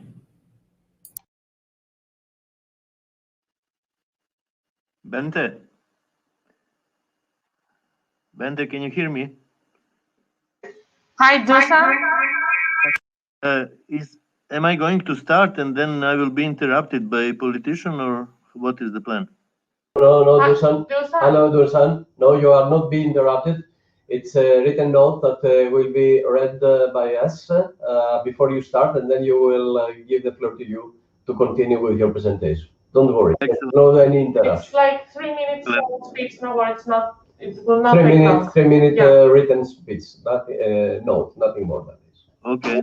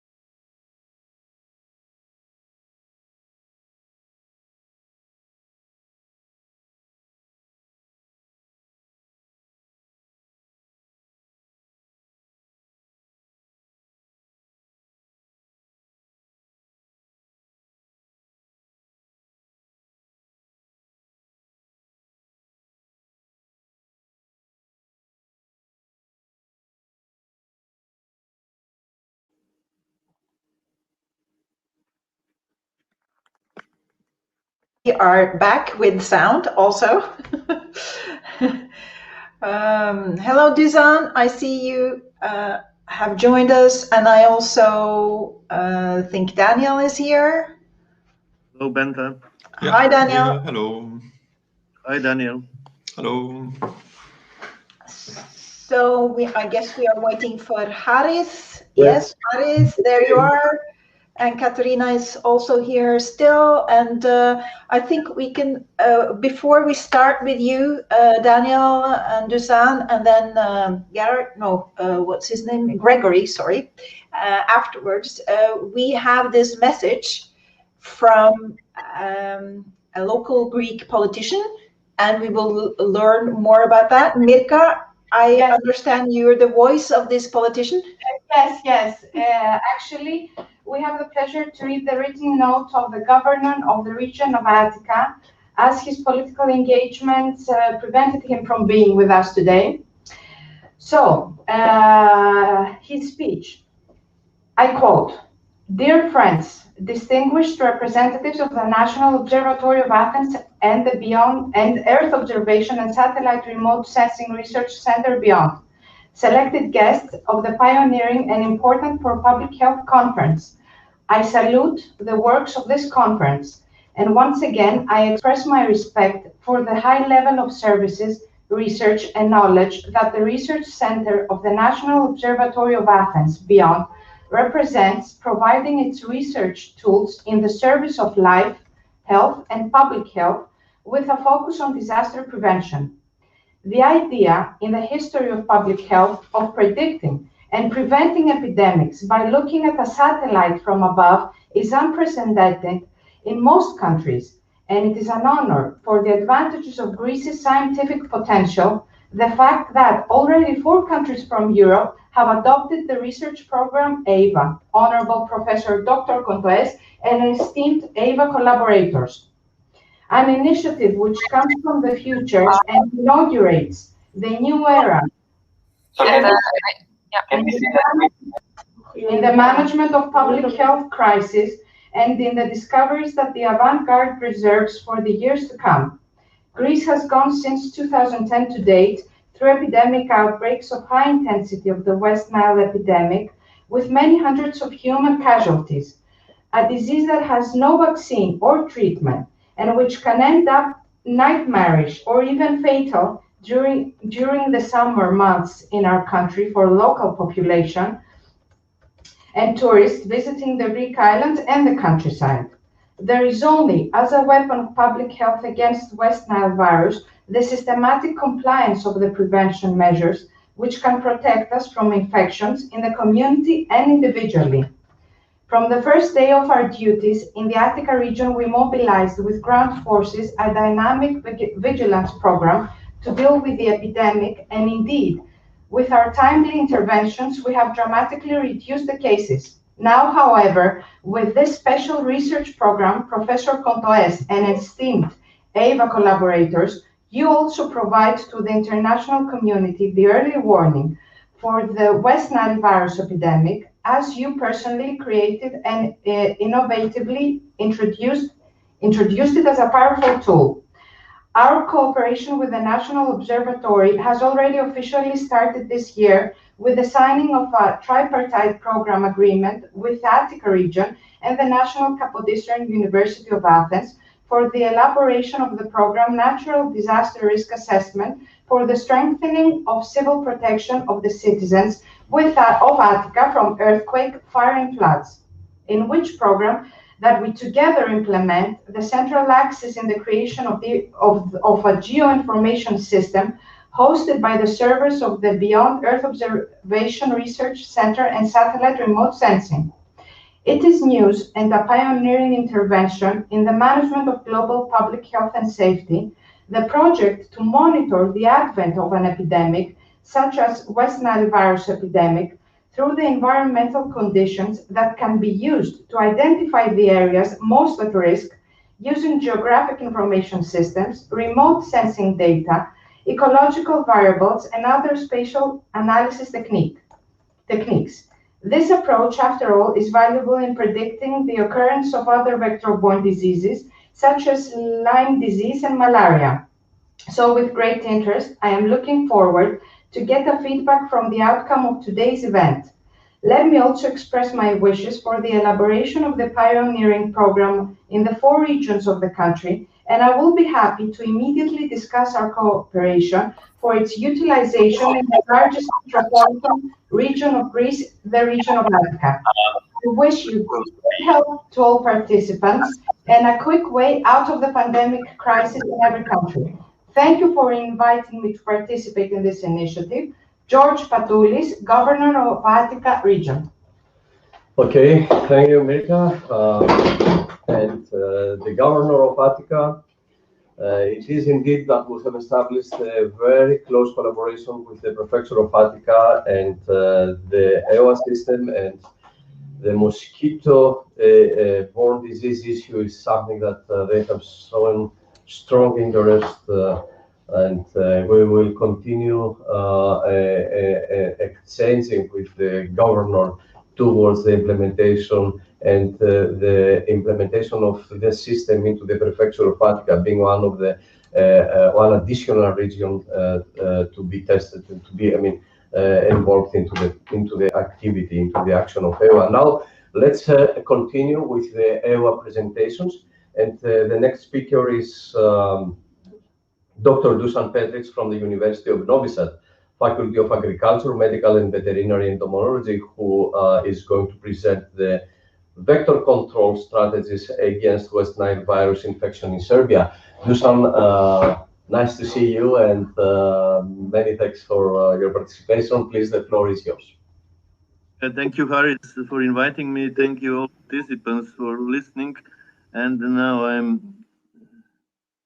I will switch my camera off and start my presentation. Okay? Yes. Fine. So, my presentation, actually, I put as a co-authors only the leaders of the groups which are collaborating for more than 10 years on the West Nile research in Serbia. And of course, there are many other, my colleagues and technicians who contributed to the results we obtained. So the rapid spread of West Nile virus in USA at the beginning of this century raised our attention, and in 2003 we asked our colleagues, meteorologists, to compare the climates of the Bucharest region, which had the first big European human case outbreak, the Central Valley of California, which was most affected in USA, and our region, it's North Serbia province, Vojvodina. And when they did comparison, we saw that the climate is very similar between these 3 places. So we decided to start doing something, and in 2005 we got the first project and started to search for virus in mosquitoes and humans. Then from 2007 we spread the search to horses and birds.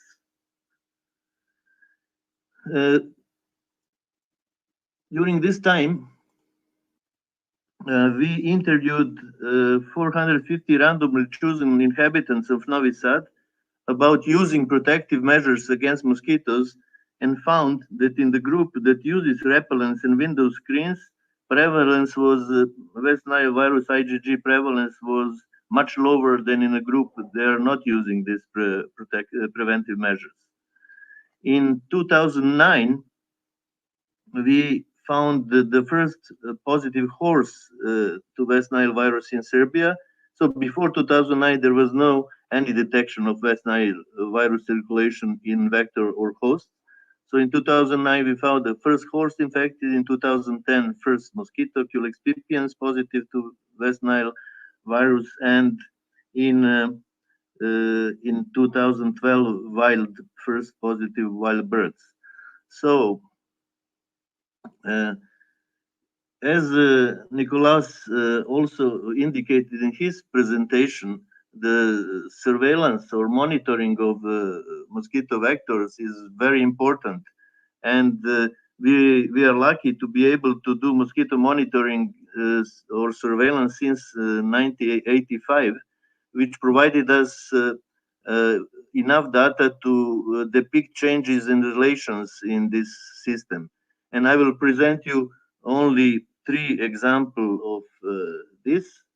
The first one concerns the potential malaria vector Anopheles africanus, and we correlated the spread and the increase in densities of these species over the period from 1985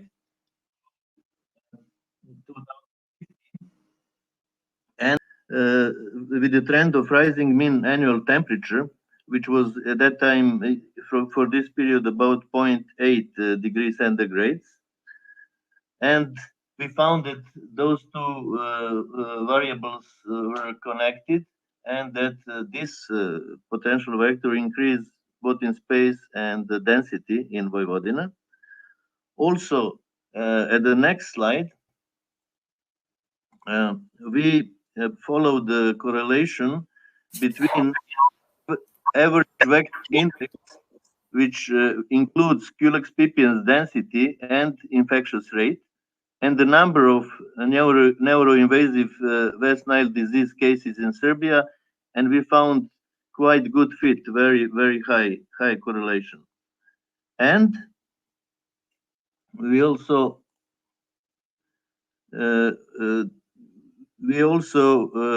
looked. We also looked at the dependence on frequencies of West Nile virus of positive Culex pipiens detection on overwintering microclimate. Microclimate was defined by 5 by 5 kilometers, and temperatures averages from October to April. And we found that for an increase of 0.5 centigrades in this period, a 2-fold increase in the incidence of West Nile positive Culex pipiens could be projected. So, based on these results, Veterinary Directorate, Ministry of Agriculture, Forestry and Water Management in Serbia appreciated these and other results we achieved during 10 years of West Nile virus research and designed the surveillance program based on them. Also, the program is upgraded every year after the results of entomological animal and human data, which are used for analysis of risk and other things to improve the system. Then, this surveillance program showed quite good performance in area of specificity, sensitivity, and early detection capacity. Mosquito samples were able to predict onset of human circulation in humans 14 to 58 days before. Sentinel chicken, but we use it only for 1 year, 25 days, wild birds 5 to 35 days, and the horses 3 to 30 days. And after all of this, we actually realized that we are missing the action after so-called surveillance program, and this action would be vector control.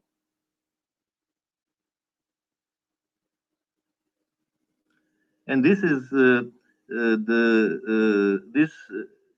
on this slide you can see the impact of 117 ground ULV treatments on adult Culex pipiens mosquitoes. Above x-axis is relative reduction, below relative increase of population size 1 day after the treatment. So, increase was observed in 21 out of 117 treatments. Average reduction was 45, almost 46%, without calculating increase. And when increase is included in calculation, the reduction is as low as 30%.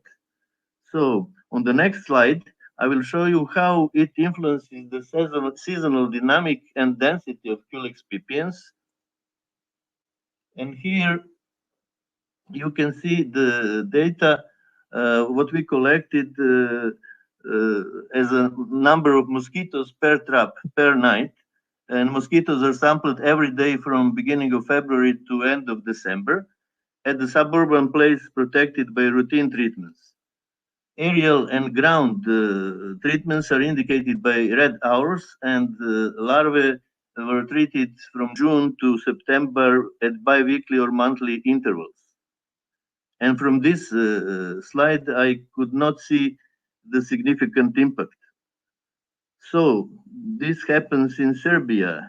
If we go wider and compare the situation in France, Italy, Greece, and Serbia, where Culex pipiens data are collected over 34 years of sampling at heavily treated, moderately treated, and untreated areas, we found no significant impacts of the treatments on vector density and seasonality.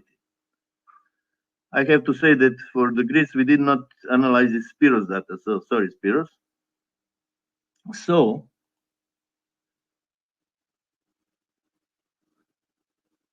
is it possible to control Culex pipiens at all?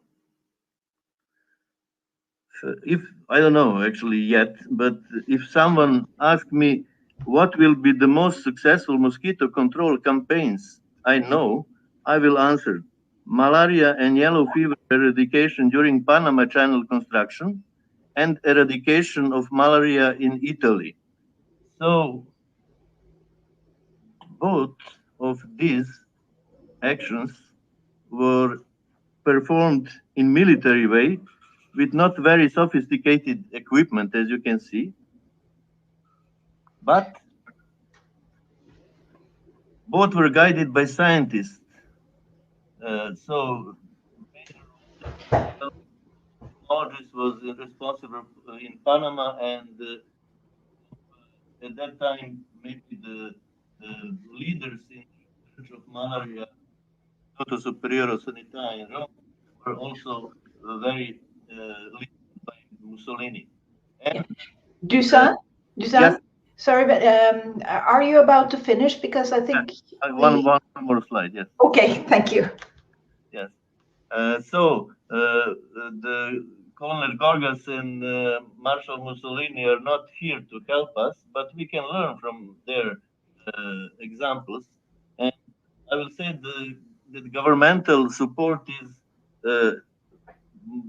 beginning of the problem solution, and it should be regional. And then the scientific guidance is the next, which we need. And scientific guidance should be local. Then we need, of course, good organization and coordination. And then we need surveillance and to predict where to go to survey, because the cost of surveillance is not low. And also the education of the citizens is fundamental to success. So what we'd like to do next is that we would like to continue with multi-source data collection, meteorological, entomological, epidemiological collection at the site of the area we are working at. And also we would like to evaluate the risk and adjusting the surveillance by EYWA outputs at the municipality level, which is already said by Ioannis, mid-scale level, mesoscale level. We will also like to include LoRa Internet of Things network for data collection in the system, to do micro-scale modeling of vector population dynamics and control to reduce West Nile virus transmission by using this model, which could be tailored then for timing and frequency of existing vector control tools to enhance impact. And at the end, we would like to develop VPDC model and develop application which could visualize the impact and estimate the cost of the West Nile virus control measures. Thank you for your attention. Thank you very much, Dusan. We are running out of time. As you can tell, we should have been starting the Q&A by now. So I hope that you will be able to stay with us a little bit beyond the time. Right now, we are going to invite Daniel to give his example. And then we have Gregory's recorded, so they will hear that, and that will be 10 minutes. So I kindly ask you to try to stay to the time limit, if possible, even reduce the time. I leave it to you. If you have so many great presentations here, we will kindly ask you to make these presentations available afterwards. And available also together with the recording of this webinar. So just so you know that. And yeah, we will hear more about politics after two more examples. So I think, Daniel, I will give the floor to you. Sorry, Haris, you will introduce Daniel properly. Sorry for that. Okay, thank you. And I have the pleasure, of course, to introduce Daniel Wohlgemuth from German Mosquito Control Association. Actually, Daniel is presenting about the West Nile virus threat. What does this mean for Germany? And which framework of needs pave the ground for the implementation of an early warning system like EYWA today by KABS in Germany towards the targeted monitoring and vector control. Daniel, thank you for your availability, and the floor is yours. Thank you very much for the invitation. I'm going to share the screen.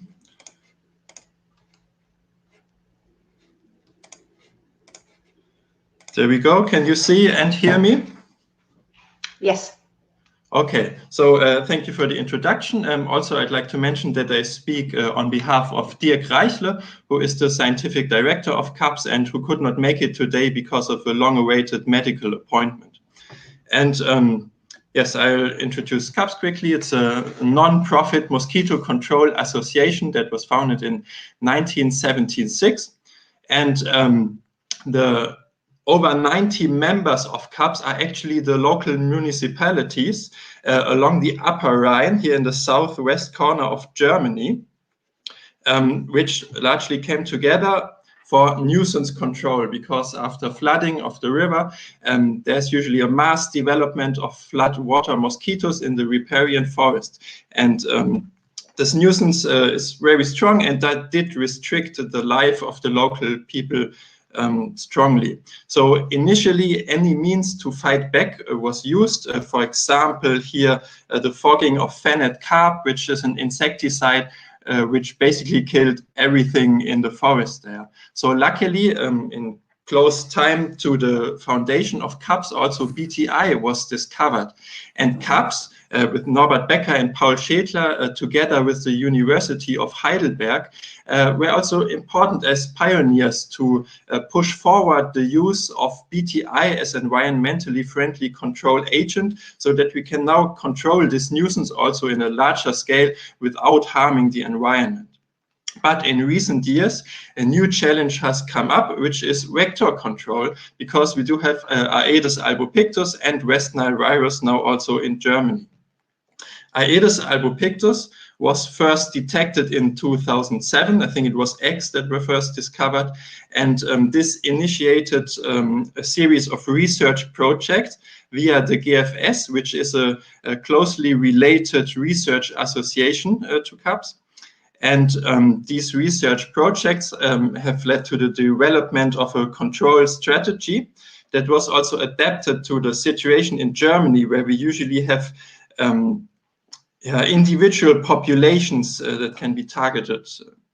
And this control strategy has then, since 2015, been applied more in an organized manner as well.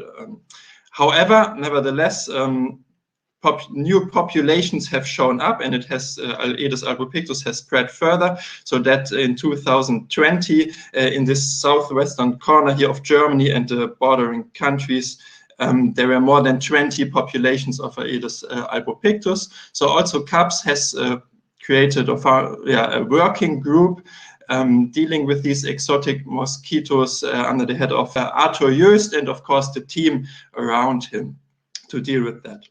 Then we also have West Nile virus in Germany since 2018, which has successfully overwintered and established. So 2019, it came to a small epidemic here in Eastern Germany. And as we can see on the ECDC map here, it has also continued to spread further towards the Netherlands here in 2020. And in this recently published study by Ziegler et al., they use a simple risk model based on the extrinsic incubation period, which largely depends on the temperature. And we can see that this matches very well with the actual establishment or cases of West Nile virus in birds, horses, humans, mosquitoes. But what we can also see here in this model is that the area here in the upper Rhine Valley, where we as KABS are active, is also a suitable area for West Nile virus circulation. So it does make sense to also implement some kind of early warning or monitoring system in this area here.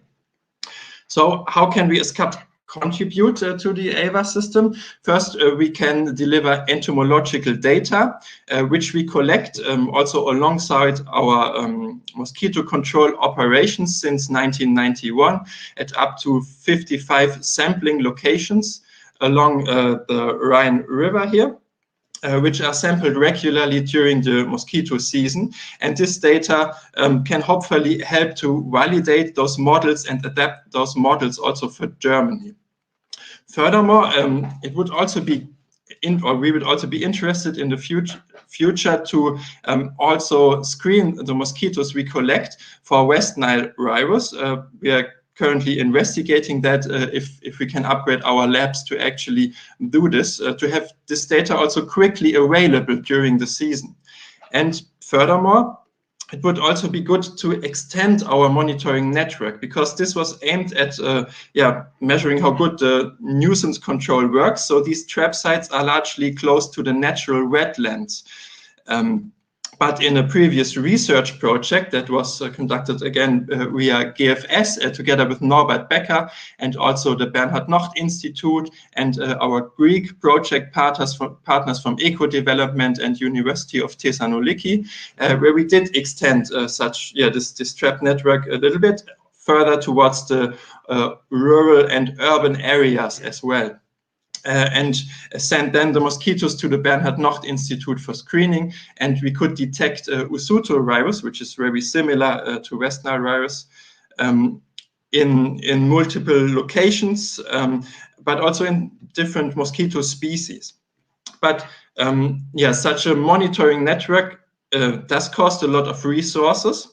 And we are a bit limited by that. And this is where we could really implement the predictive risk models from EYWA, because if we know where the risk is highest for West Nile virus circulation, we could then have a more targeted monitoring in just these areas. And as we saw from the example in Italy, where it was already operational, this would be useful on the level of municipalities. Or even better, like in the example from Greece, if get the data on a higher resolution on the level of settlements, or as another suggestion on a level of a 5-kilometer grid, which would probably for our operational purposes be the most useful if we can identify the high risk grids and then implement our monitoring in these areas specifically. Even beyond these predictive risk models, I think there's more how we can, because it might probably still take some work until those are properly adapted and give reliable results for Germany as well, as the conditions here are quite different from Southern Europe as well. But I think the database itself, this is a screenshot from the EYWA platform with our demonstration login that we got. I think using this as a database to directly and quickly share data during the mosquito season would already be really helpful also on an operational level. So we see here that, for example, we have the Culex data from KABS in here already. But in the future, if we're also able to screen for arboviruses, we could add this data here as well. Or the Bernhard Nocht Institute is already for many years doing a monitoring of wild birds or dead birds that get sent in. So if this data could be added here as well, that would add even more information during the season. Or if the public health authorities could be involved and maybe add some data also on human cases, for example, also for imported tropical diseases such as dengue virus, and we could then also add our Aedes albopictus data, which we also collect during our control operations for Aedes albopictus. Then I think if this all comes together, it would just be a huge benefit for everyone involved. And furthermore, it is also going across borders, which is also an important aspect, because mosquitoes and viruses don't just stop here at the border between France and Germany. So yeah, this is, I think, a way how we could directly benefit from this database, this shared database. And as a final remark, I would like to add that it would be nice, of course, to implement a large monitoring everywhere, but we are limited by resources and also in a way by political decisions in some cases. And given that the members of KABS are actually the municipalities, yeah, this is also true for KABS. These are also political decisions sometimes. So I think first that EYWA could provide a strong concept and also the database to guide such decision-making processes.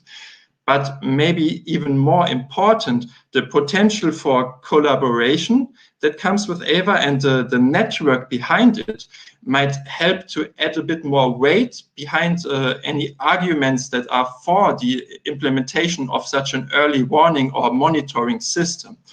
And this also would then lead me to the question that you might have seen in the poll on the site in the chat.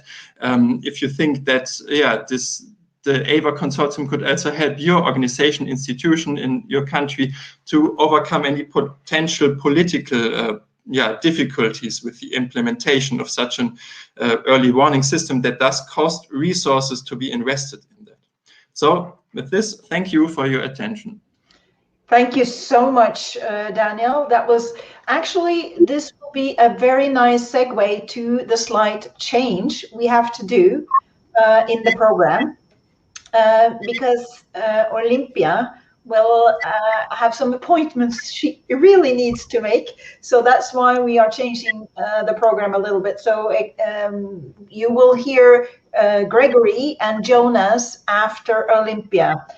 Thank you so much, Daniel. It's very interesting and a nice segue to more discussions on the political level here. Okay.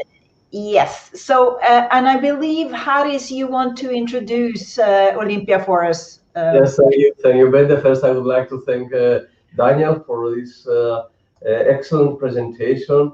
And I will just wanted to underline some keywords of the presentation of Daniel. First, the possibility of having in timely manner predictions of Culex mosquitoes.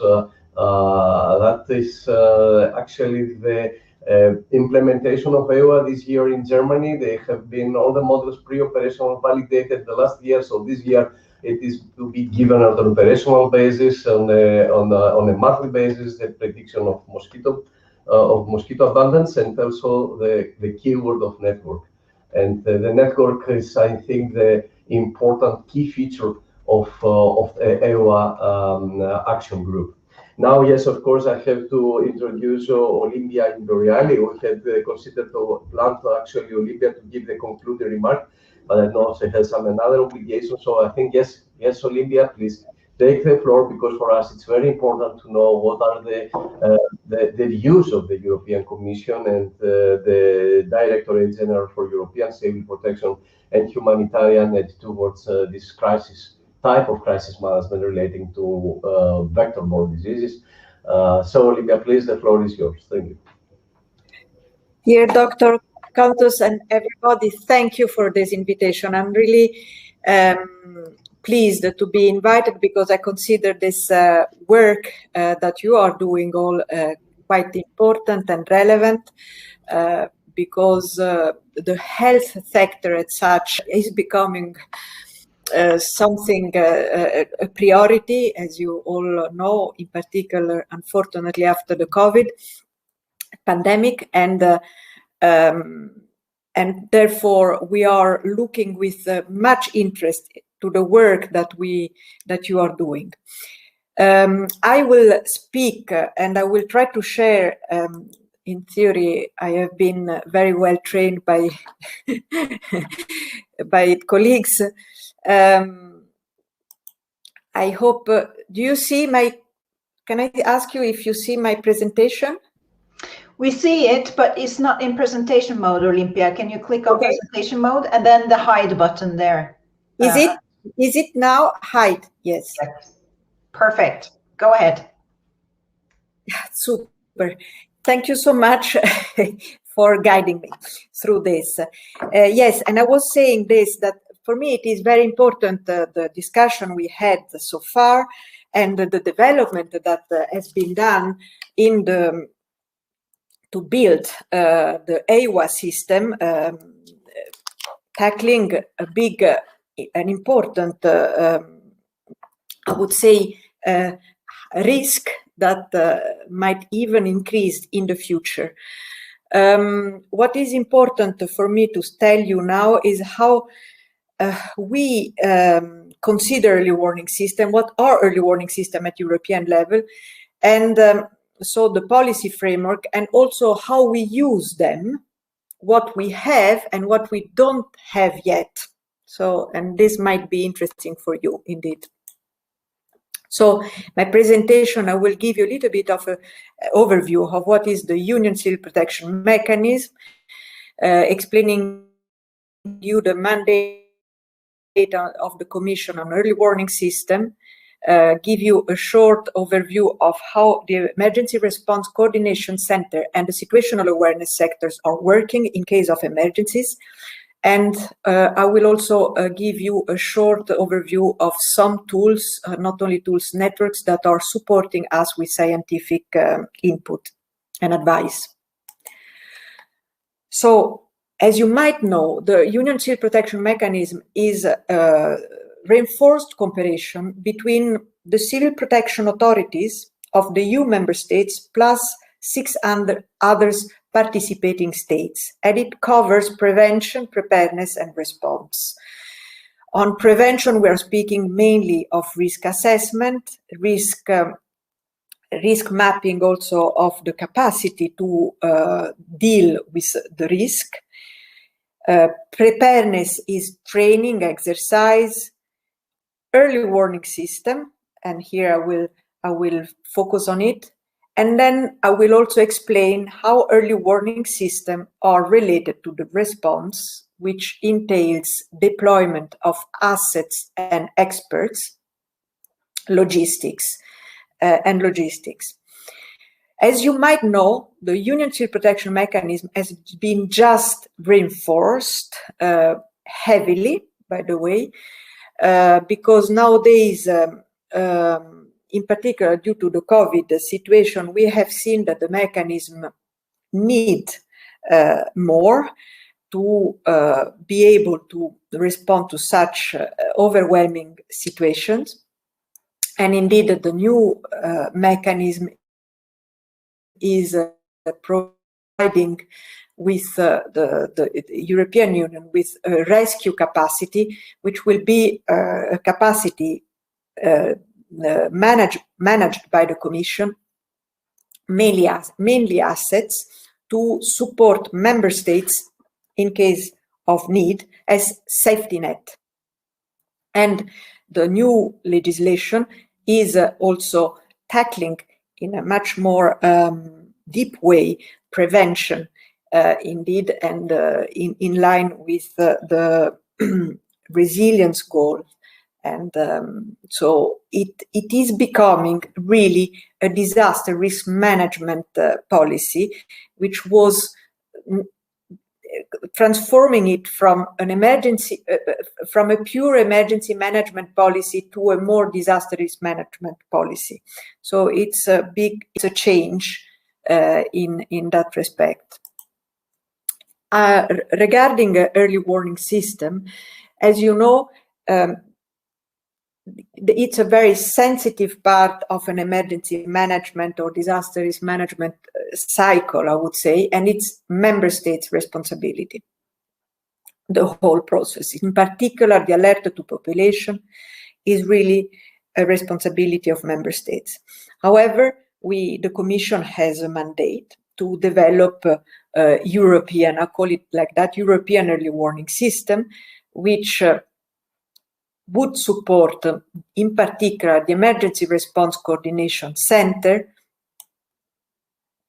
the Emergency Response Coordination Center to perform its own task. The Emergency Response Coordination Center is the heart, the operational heart of the mechanism, and I will speak after having shown you which are the tool, I call it tool,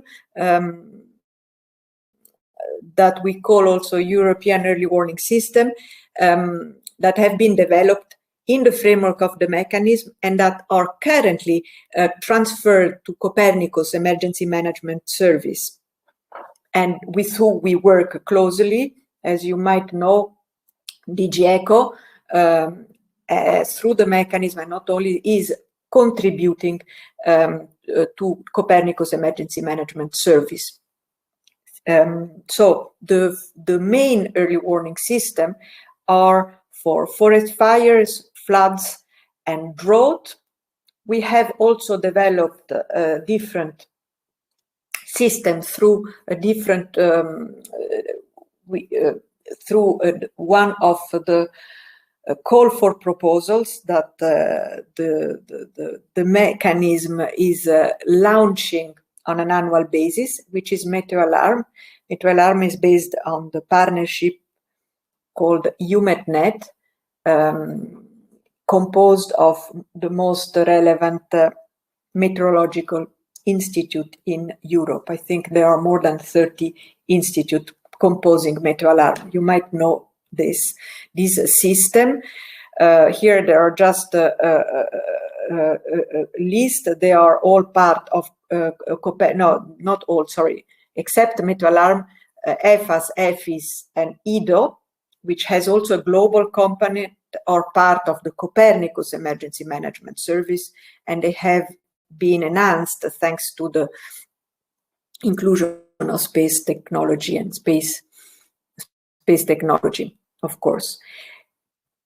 The other big system that for us it's quite important is a multi-hazard system, automatic, of course, and is the Global Disaster Alert Coordination System. And we are trying to, in the last years, to include the EFAS, EFIS, and EDO, so the forest fires, drought, and system into the GDAX in order to have a platform. What is important to understand of those systems, and that is something also that it's important maybe for when thinking to EYWA, is the fact that it's not only monitoring the hazard, but those systems are providing also the information of an hazard that is overwhelming the capacity of a country to be handled. So when I see a red alert in GDAX,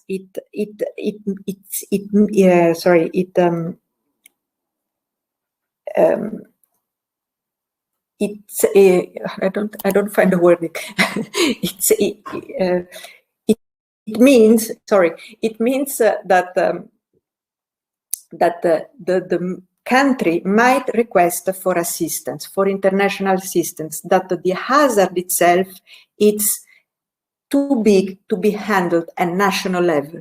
That is an important element to be considered when developing an early warning system for epidemics. As EYWA, for example. So the emergency response coordination are using those early warning system, is using this early warning system on the 24/7 monitoring. And of course, this is due also to the task of the ERCC to inform the participating states of the mechanism, of the so-called Union Civil Protection Mechanism. And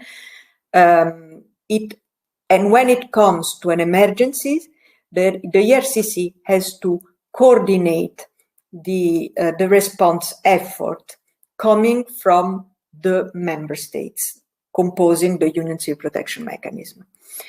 How the mechanism is activated during emergencies, we need to receive a request for assistance from any countries affected in Europe or outside Europe, being affected by major disasters. So we receive a request for assistance, and only after this we can activate the mechanism, which means that the member states will offer assistance. We will get in close contact with the affected country, and we will seek for the acceptance of the offer, and then deploy, supporting the logistics, the assistance into the affected countries, always coordinating with the affected government in charge of the response. So this is a little bit in a nutshell how it works, the response within the Union Civil Protection Mechanism framework. In this moment, in this moment, and in particular at the beginning of an emergency, within the 48 hours, I call it, depending on the hazard, but let's put it in between, before and immediately after, information are very few and very little. So the Emergency Response Coordination Center, in order to coordinate and to inform immediately the EU member states and the participating states, need reliable information, reliable, and timely. For this, it has been established the situational awareness sector, from where I come from, and where and we are supporting in particular the Emergency Response Coordination Center in trying to build the best picture possible before or immediately after an event, when the information are rare. It looks weird that they are rare, but the reliable and authoritative information are rare indeed within the 48 hours. And here you could see how we work. This explains a little bit better how we work during an emergency, situational awareness and the ERCC together. And you could see that our early warning system have been built to support that system, because they are one of the main input of yes. Olympia, very yes. sorry to interrupt you, but I think we are already Yeah. very long overdue. So do you think you can wrap it up a little Yes. bit quickly, because you also need to go somewhere? Yeah, indeed. Yes. Yeah, indeed. Thank you, Olympia. Sorry for that, but yeah. Yeah. Okay. Well, I think, yeah, as usual, it takes a little bit longer than what we do. But anyway, I wanted to give you a little bit of an overview.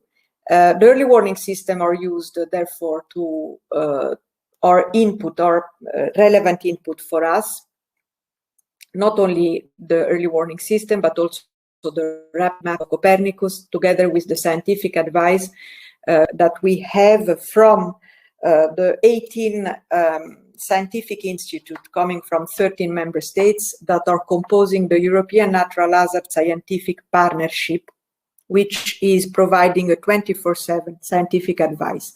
Now, to wrap up in this is maybe the slide, if you could see, that really gives you an operational overview on how the early warning system are embedded in the European emergency management system through the situational awareness sector, which here I call it analytical team, and we provide the maps, situational analysis, and deployment plan. Now, we are quite well established for everything that is related to natural hazard, but of course there are new risks and new threats, and we are happy to see that, and we are exploring how we can enhance that. And I think EYWA is a good start, and could be, and we look at it with great interest, indeed. That's why I'm here, and I would really say that what we need in terms of DG ECHO, and in particular the ERCC, is really something that allowed to us also to understand the capacity of countries to handle an hazard. So to follow an impact approach. I know that is very difficult to do this. I realize this also for natural hazard, it's difficult. So I can imagine that for health-related hazard, it's even more difficult, most probably. But for us, what is important indeed is to try to understand if our system will be triggered. So it's not only about monitoring something, which might become important, but what for us it's important is also to know if this event become a disaster at European level, where we need to coordinate the EU response.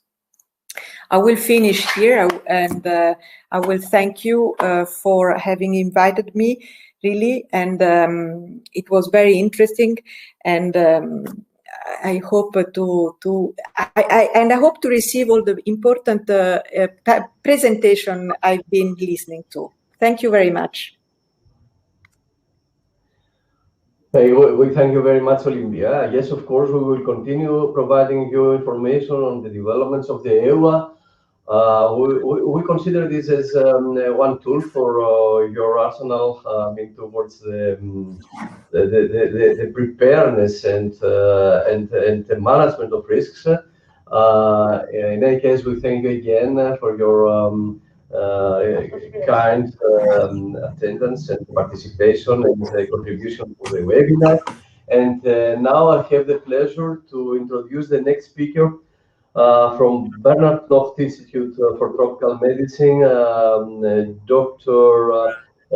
Ioannis Smith, analyst, and actually Ioannis is going to give his view on the challenge, the discovery, ecology, and evolution of novel and re-emerging arboviruses.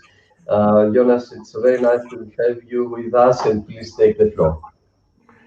Thank you very much, Haris, for the kind introduction and the invitation and the possibility to present our data. I know already we are late, so I will try to make it as short as possible. I will share my screen.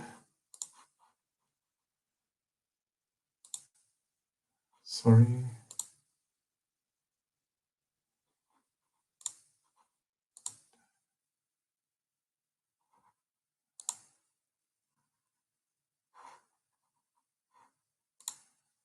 Can everybody see the presentation? Yes, and can you ausbieten as well? Yeah, yes. Ausblenden. Yeah, ausblenden. A nice Thank German you. word. Yeah, thank you very much again. First of all, I would like to start with this recent Nature publication. It's very nice to see that they analyzed these coasts, the total reported cost of invasions that reached a minimum of 1.288 trillion US dollars over the past few decades. The majority of the cumulative costs is related to invasive mosquito species, such as Aedes species, such as Aedes albopictus, the Asian tiger mosquito. The findings call for the implementation of consistent management actions and international policy agreements that aim to reduce the burden of invasive mosquito species, such as Aedes albopictus, and related arbovirus epidemics, such as West Nile virus, or dengue, or Zika, or chikungunya. This is what we try to achieve with EYWA. The rise in global travel and trade has posed Europe to increase risk of introduction and expansion of exotic arthropod vectors and autochthonous transmission of arboviruses, like dengue and chikungunya virus, following new introductions from endemic areas. The identification of emerging outbreaks is rather challenging and requires a high degree of awareness and laboratory capacities. And this is what we try to improve over the last years, especially in Germany, where we faced so far no outbreak of dengue or chikungunya or Zika. However, we have a lot of imported cases from endemic countries, and we have West Nile virus outbreaks since 2 years. West Nile virus expanded geographic range into Germany and caused an increasing number of human outbreaks. I think Daniel also focused on this, that also in the Netherlands, West Nile virus were detected last year, and everybody remembers well the huge outbreak that Europe faced back in 2018. So I will not go into much detail because we talked a lot about this. I will just focus on some general aspects, and this is a very nice photograph that illustrates what we need to learn, what we need to do to focus our research activities and our investments, those interactions between vectors and the amplification host and the environment. So there's one nice publication published already 10 years ago, more than 10 years ago by Ryzen. And already 10 years ago, he focused on the improvement in landscape epidemiology.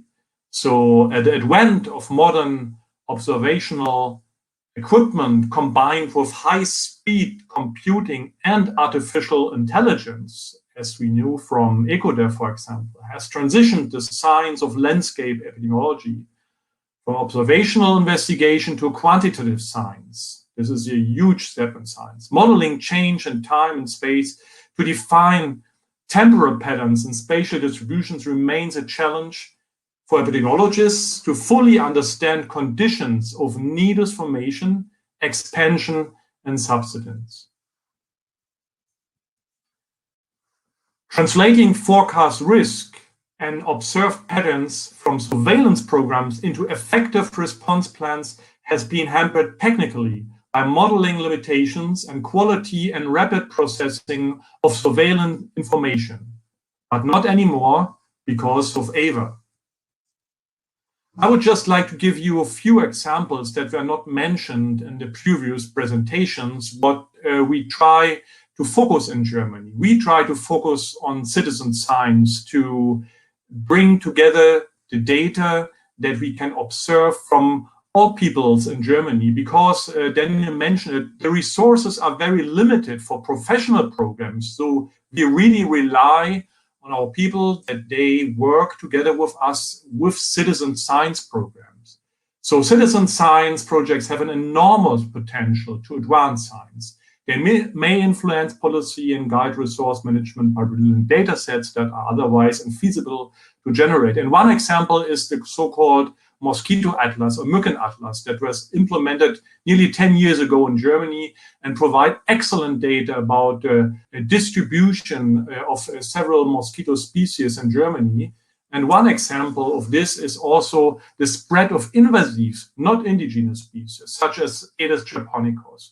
So in this picture, which was recently published by a group from the Friedrich-Loeffler Institute and SALV, you see that the data obtained by the citizen science program, so where everybody can send in mosquitoes and they were analyzed, are in line with the data that were generated with professional programs, so the dots and the red squatters. So they are exactly in the same area, and this demonstrates very nicely the enormous potential of citizen science project, especially when it comes to invasive mosquito species and surveillance for invasive mosquito species. In addition, Daniel mentioned already, we have also citizen science program for dead bird surveillance, so everybody can send in dead birds.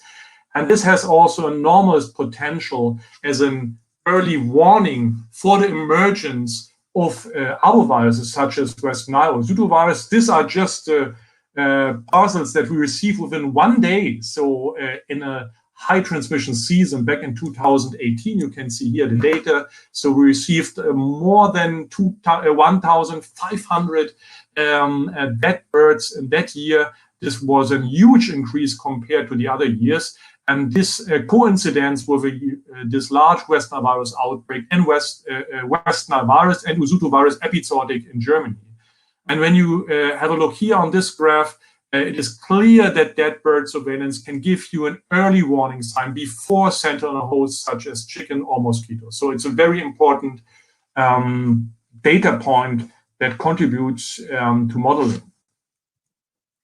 Daniel showed you already this graph from the publication of Ute Ziegler back in 2020, and you can see here how this dead bird surveillance data contribute to this modeling approach, where you can see that this outbreak of West Nile virus occurred exactly in the area with a very low extrinsic incubation period, lower than 10 to 15 days. So this allows the virus, in this case West Nile virus or Usutu virus, to replicate very fast in the Culex mosquito and to be transmitted to human and horses and cause disease in such animals or in the humans. And this continues to be the case also in 2019. So far we didn't have any case here in the southwestern part of Germany with West Nile virus. No mosquito, no bird, no human, no horse.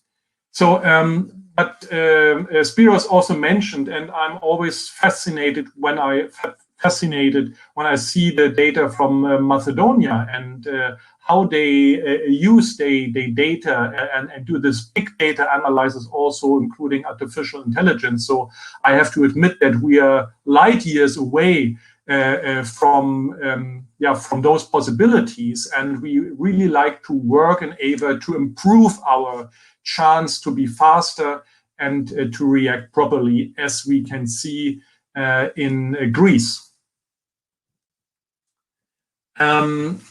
I would like to use the chance to focus on one issue as a virologist that was not mentioned so far. So we can use sequence data. As you can see, the power of sequence data now in the COVID-19 outbreak. We have awareness about new variants that might cause problems for our vaccination program. And the same is true for West Nile virus. So we sequence all viruses detected in birds, in humans and mosquitoes. And then you can do this geographic analysis combined with a molecular clock. And what you can see here is that there is not one introduction into Germany with West Nile virus. There were several independent introductions back to 2004. And this is very interesting to understand that you have these so-called silent circulation of an arbovirus, and it would not cause any epizootic or epidemic. And then you have an explosion when the climatic conditions are ideal, and you will recognize that a virus is present, which was actually present since sometimes many decades. So this is very important data that you can generate from the virus sequences, and that should and will be also used in EYWA. This is just also a nice example how the citizen science, dead bird surveillance can help us to better understand the spatial and temporal spread, in this case of Osutu virus into Europe. So where Osutu virus spreads from which country and when. And this might also help us to understand what are the factors that contribute to the spread from one country to another and how we can react. The conclusions, and I would like to make it short because we are limited in time. And this is somehow that we also learn from COVID-19 and which also applies to the arbovirus epidemics that we saw in Europe. The emergence of mosquito-borne disease in Europe is a wake-up call, how we live our lives. I think this is clear. And we are pushing nature towards limits. We are stressing the environment. Thus, we are creating conditions in which arbovirus epidemics flourish. Second, in Europe, we need to invest in epidemic preparedness. I think this is why we have EYWA. We have invested millions of euros in the defense against an army that might never come across a border. In contrast, we have invested almost nothing in arbovirus epidemic preparedness in Europe. Thus, EYWA is the chance to change this situation. Last but not least, the only way to achieve this is by working together in Europe. I think this is what EYWA stands for. We as individuals, as a communities, need to recognize that pure individualism gets us nowhere. In science, we have to act collectively in the face of an arbovirus epidemic. This is a hard thing to do, but that sense of community is what saves you in an epidemic. Thank you very much for your attention, and I would like to thank all our collaborators that were also present in this session, and especially our partners in EYWA, and I hope that there will be more partners in the future. Thank you very much. Thank you. Thank you so much, Jonas. Before I give the floor to Haris and Katarina, I would like to inform you that we just posted a link to the video recording of the presentation that we unfortunately did jump over from Gregory Lambert. You have that video recording of him in the chat, but we will also include it in the video recording of the entire webinar. So we now jump directly to the Q&A. We thank you so much for all the questions you have posted. But Haris, I want you to conclude then this entire presentation section before we start on the Q&A. I think you're prepared for that, Haris, right? Thank you very much. Thanks also a lot, Jonas, for this excellent presentation. I would like to highlight only 2 points of Jonas' conclusions.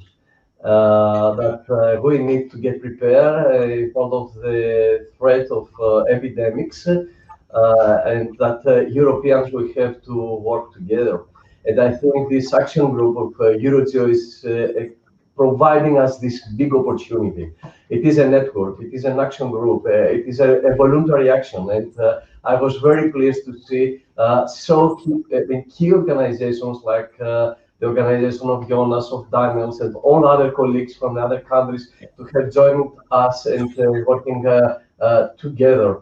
And what I have to highlight is that it gave us the opportunity to exchange know-how, important expertise, and that gave the possibility to different organizations from different fields. As we are working in the Earth observation field and the geospatial data analysis, Jonas is from the biological field, and other colleagues from mosquito controllers, as mathematicians, biologists, modeling developers. But this EuroGeo Action Group actually gave us, for the first time, the opportunity to join forces and to work towards a common goal, which is the mosquito-borne disease risk assessment, prediction, and support of the decision-making in Europe, maybe in the future in other places outside Europe, towards the control of this problem. And I'm really thankful to all the colleagues and all the partners that have joined the consortium, that have joined the network. Actually, I would like to refer to it as a network. And as I mentioned in the beginning of my presentation, we are open to welcome and collaborate with more organizations joining this action group. Thank you very much. Now I will give the floor to my colleague Katerina to read the questions that we have received in the order we received the questions. And I kindly ask the presenters to stay tuned and reply to the questions according to the order we received them. So Katerina, please take the floor. Yes. Okay, thanks, Haris, and thank you all for being here with us today. So now I'm gonna share my screen. I have gathered all questions. Can you see the document? Yes. Well, yes, we see the document. Yeah. Okay. So the first questions were for Stilianakis' presentation. And can we invite Nikos to join the presenter room? I will. Do you have, just before we do that, Katerina, do you have any questions for Daniel? Oh, he's in the room. Yes, he's in the room already. So instead of I have questions for Haris. So until no, I don't have a question for Daniel. I have for Haris, Spiros, Ioannis, and Dusan. Though he answered the questions in the chat, and then I have the polls. Okay, so then Daniel, if you don't mind, I will let you go down from the stage, meaning I will eject you, as you know from rehearsal, and then I will invite, the first one was Nikolaos, right? Nikos. Yep. So until Nikos joins us, I can move on with the questions for Haris. Yes. Okay, so first question is, can you please inform where to write to enroll to EYWA? And this information will be useful for different networks. From Miguel is the question. So Miguel, as I said, you can send an email at kontoes@noa.gr. I will also write to the chat the email and. Yes, I'm entering the room. I'm entering the room. Okay, I'm here. Okay, so, with your questions. So the first question is only a remark, basically. Yes, this is well known that some of the introductions are due to the trade of used tires, because tires usually have some kind of humidity and so they are breeding sites for the mosquitoes. This is known. Yes. Okay, and then we moved on to the second question. The second is sick outbreak occurred in India 2018. We have to look at there was no probability of fire outbreak. How to improve? Well, this is true. I mean, this has to be addressed, of course, to the specific approach this group made. I just wanted to, with this simulation result, I just wanted to make the point that the potential of these diseases they have by even if you have an outbreak in a very remote place, it is an easy actually to have to move through the this major interconnectedness we have today to places very far away, and also Europe is not protected by that, you know. So it can happen also in Europe. This is the point I wanted to make, specifically now to the study of Gardner. I cannot say more, but of course we can improve also there the probability, you know, to think about how to improve the projections. It's a question of modeling. This is why we plan to do that. Also, in the context of the GRC is has been collaborating with EYWA on that, and we will basically be even more active in this context, since we have established a research group to work on that now. So we will be even closer into the work to improve the modeling approaches. Thank you, Nikos. Thank you, Nikos. Thank you very much. And we can see here the first poll, which is, did we know that we have mosquito-borne diseases in Europe, with 93% answering yes, and only 4% not being sure. So yeah, most of you knew that mosquito-borne diseases are just around the corner in Europe. Now, let's move on with the third question. Yeah, as I said, I will write to the chat all the contact information of EYWA and Dr. Haris Kontoes. And now we're moving on with William's question to Haris. Very interested to know where the 10 years of Sentinel-2 data came from. Yes, okay. It's true. It was all right, yes, it's true. Maybe I was not clear in my presentation. Of course, we used Sentinel data since 2015, since 2016, that Sentinel-1 and Sentinel-2 data were available, but for the years before, we have been used other type of satellite data. Actually, a lot of the activity of the action has been based on the processing of Landsat data, as well as medium resolution data such as MODIS, I mean data from EOS and Aqua satellite missions. But yes, this is actually why I told you before that EYWA is a cloud agnostic system. Actually, we are accessing to the different data repositories and satellite data storage systems and clouds. We use the CreoDS for getting direct access to Sentinel data. We have been used Google Earth Engine for getting direct access to Landsat data, MODIS data, and so on.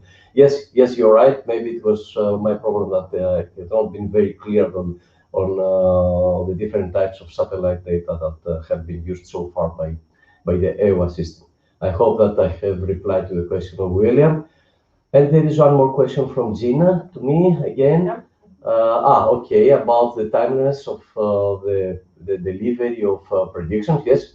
Okay, there are two types, two actually reports. One that it is provided on a big weekly basis. It is relating to the outcome of the models of BAD and BAR presented by Spiros before, that are providing on a settlement basis, big weekly data on mosquito abundance and expected risk. And also in regard to the human risk assessments and reports, we delivered also of them on a monthly basis, providing information on the 3, 4, or 5 months in advance until the end of the mosquito period. So we have two different times of delivery of reports with mosquito and human risk assessments. There is one more question to me. Okay. Yes, from Ramage. Regarding EYWA, which type of entomological data is required at what resolution?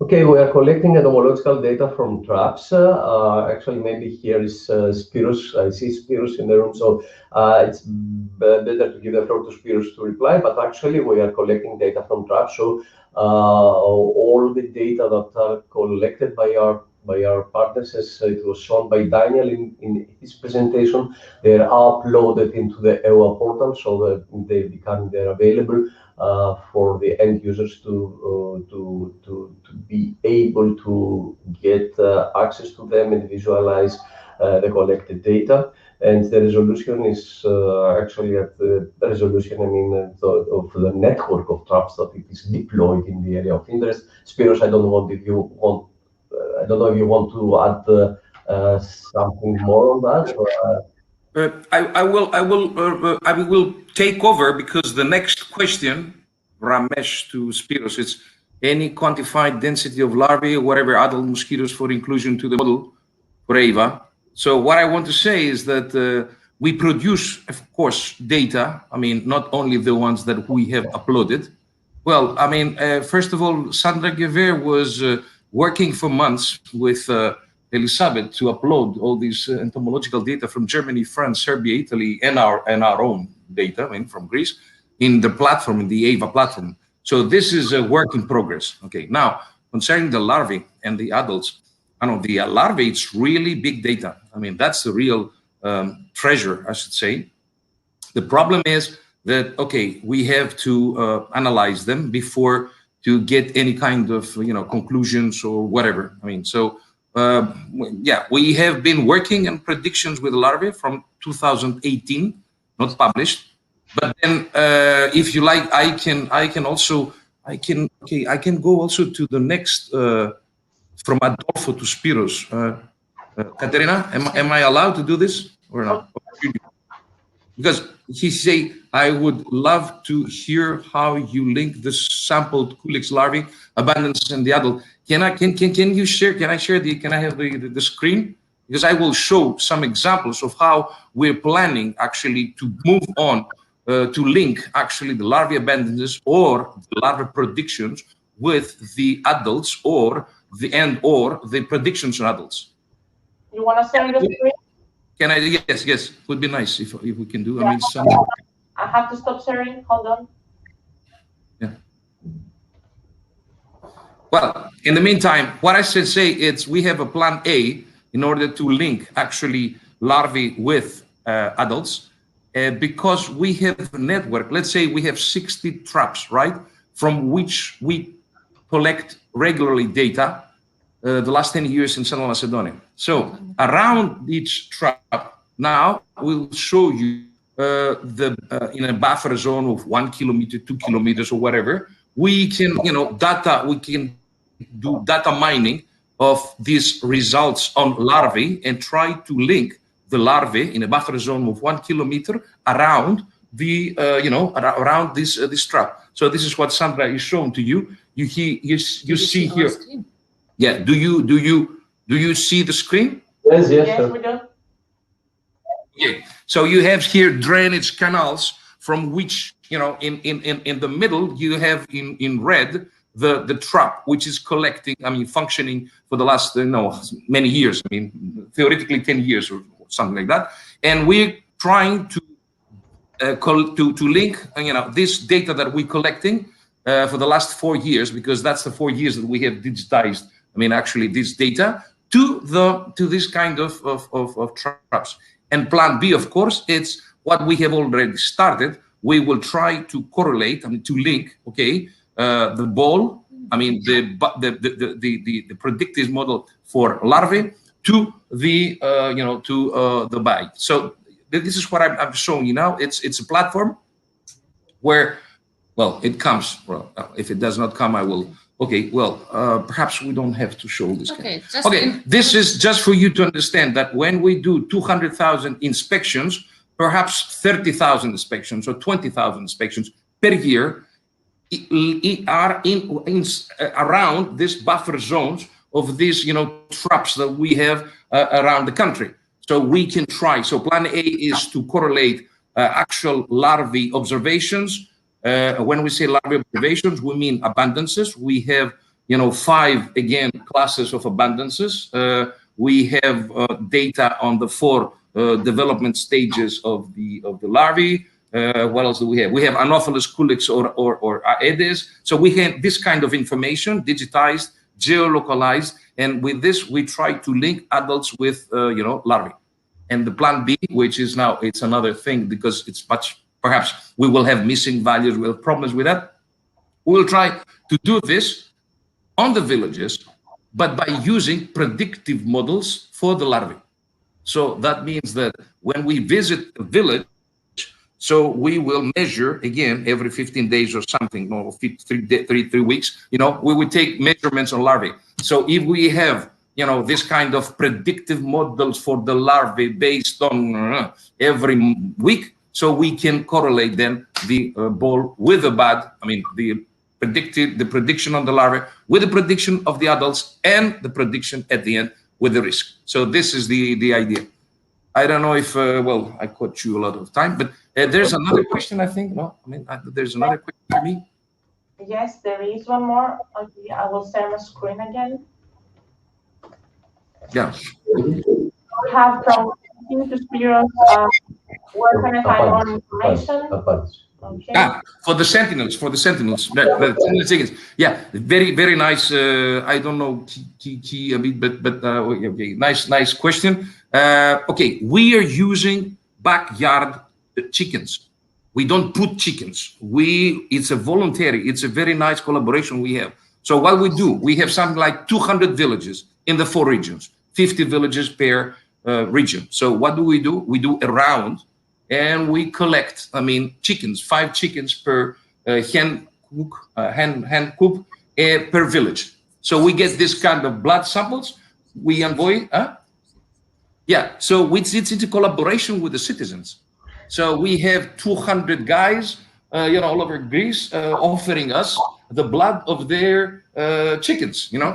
Chickens, of course, less than 6 months. Under conditions, we then send this to Makis Dovas or to Vondas, to the 2 laboratories we work with in Aristotle University and in Crete. And they give us the results so that we can then introduce these results in the prediction that we can do in the bar for the West Nile virus. I don't know if I responded. Okay. This is the thing. So it does not cost money. It's just the money that for the consumables. Okay, thank you, Spiros. You're welcome. So now we have the second poll of the day, which is, given the power of open Earth observation data, would you be interested in opening your entomological or epidemiological data? So we have a 61% for sure, and then 22% it will be difficult.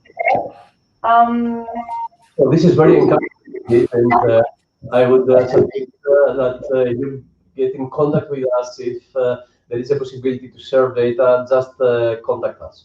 This is a very encouraging outcome of this poll. Thank you very much.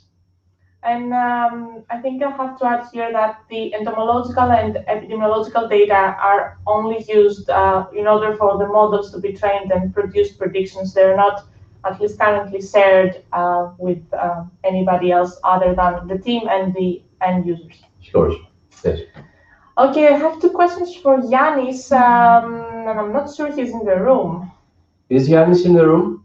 Bende, maybe, I haven't seen him. I called upon him, so I don't think he is here. I'll move on because he also had a problem earlier getting into the room. So we have the next poll. Should there be a common European standard framework policy for an early warning system? And we have a 50% that says yes, and another 37% that says yes, but they know that this requires a lot of work. So, Haris, a comment on that? On that, yes, of course, yes. Okay, it's one of the scopes of the EYWA network. Of course, I can understand that the 37% that is saying that it requires a lot of work. Yes, indeed, it requires a lot of work. There's an action that needs to bring together many different stakeholders, decision makers, scientists, and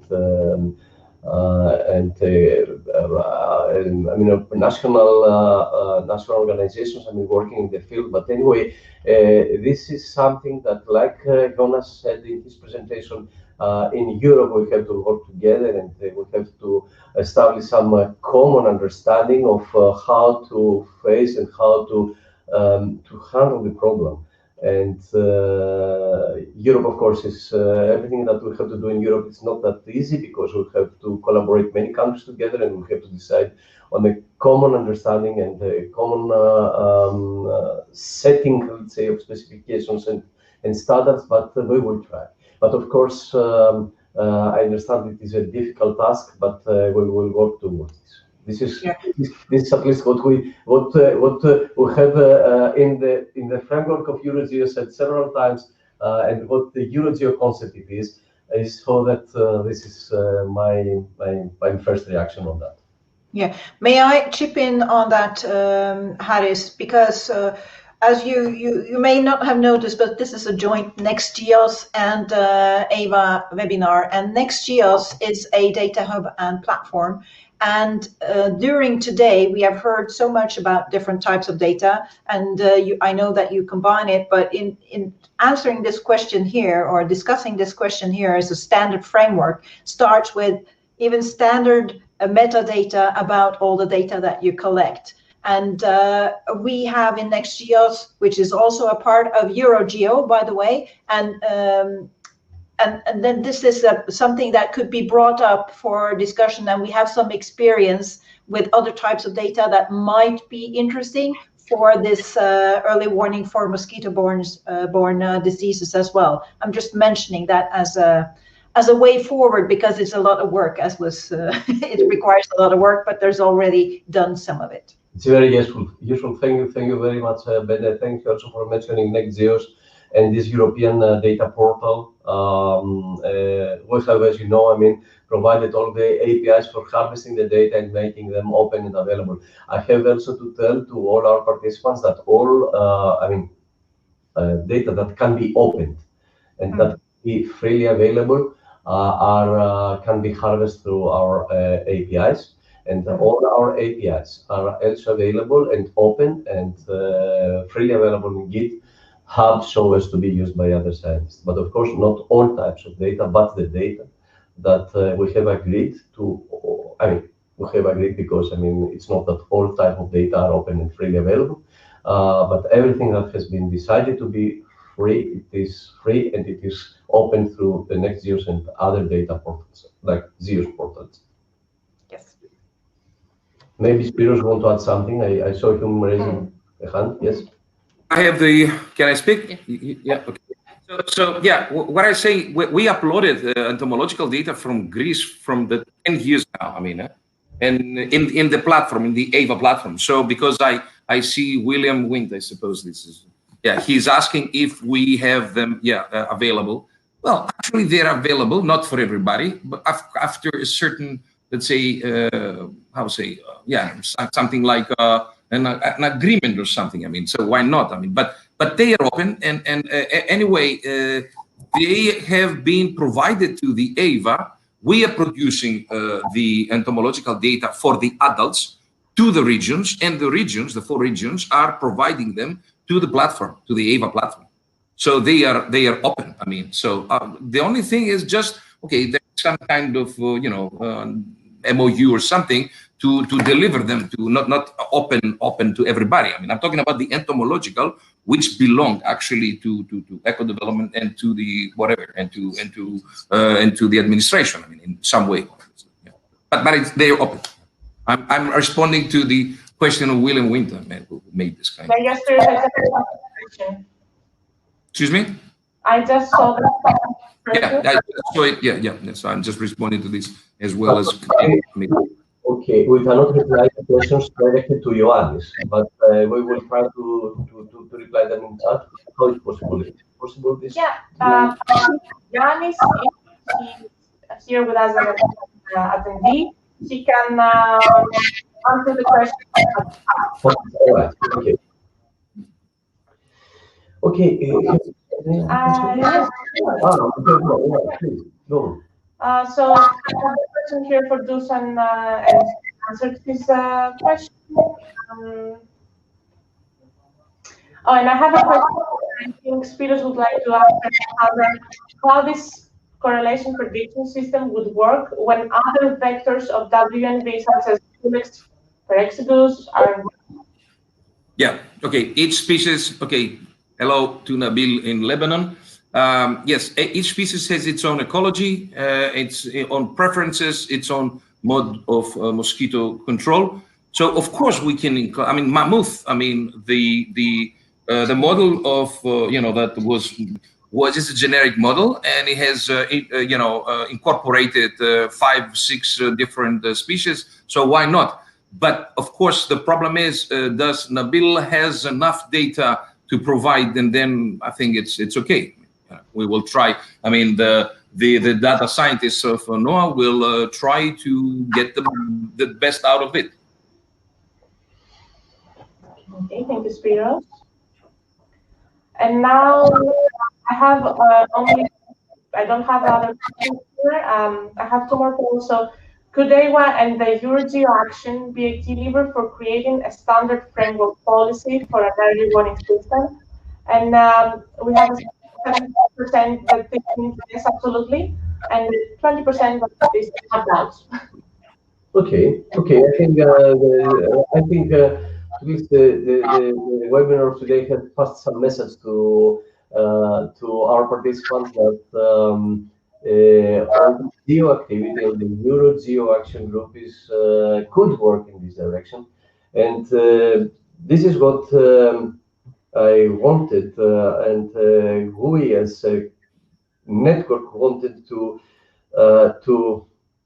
make clear today by this webinar, and to showcase that we will continue trying our best for rendering this networking in the framework of Eurogeo a useful and enlightening trial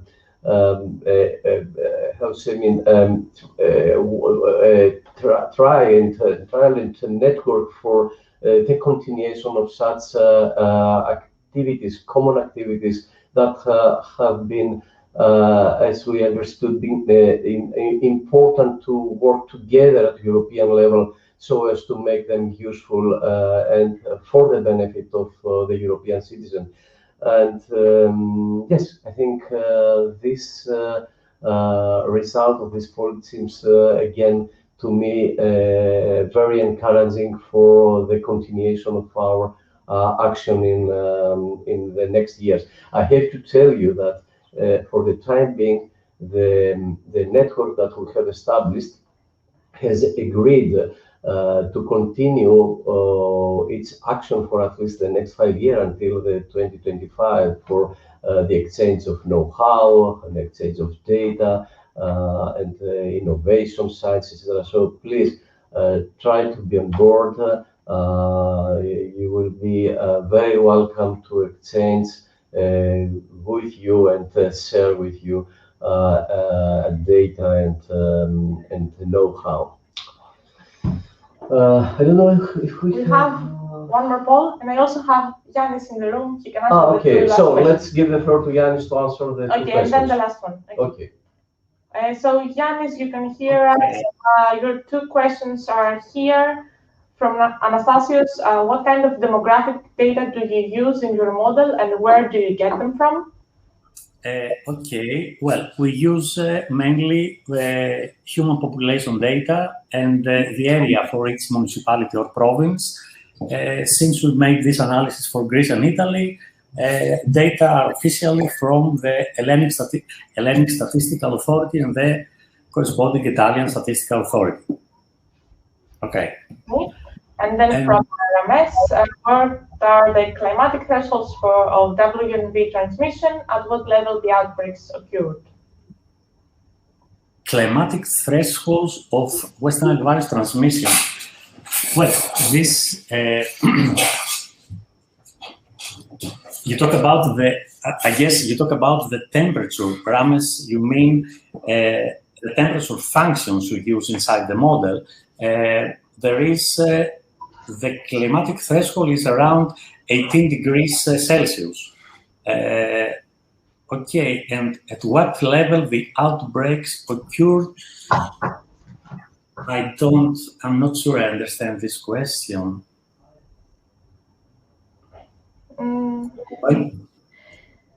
Do you understand something that Rina or Haris more? Maybe where was the temperature threshold you used for the model, and then at which? In the model, no, this is fixed. This is fixed. It's from bibliographic data.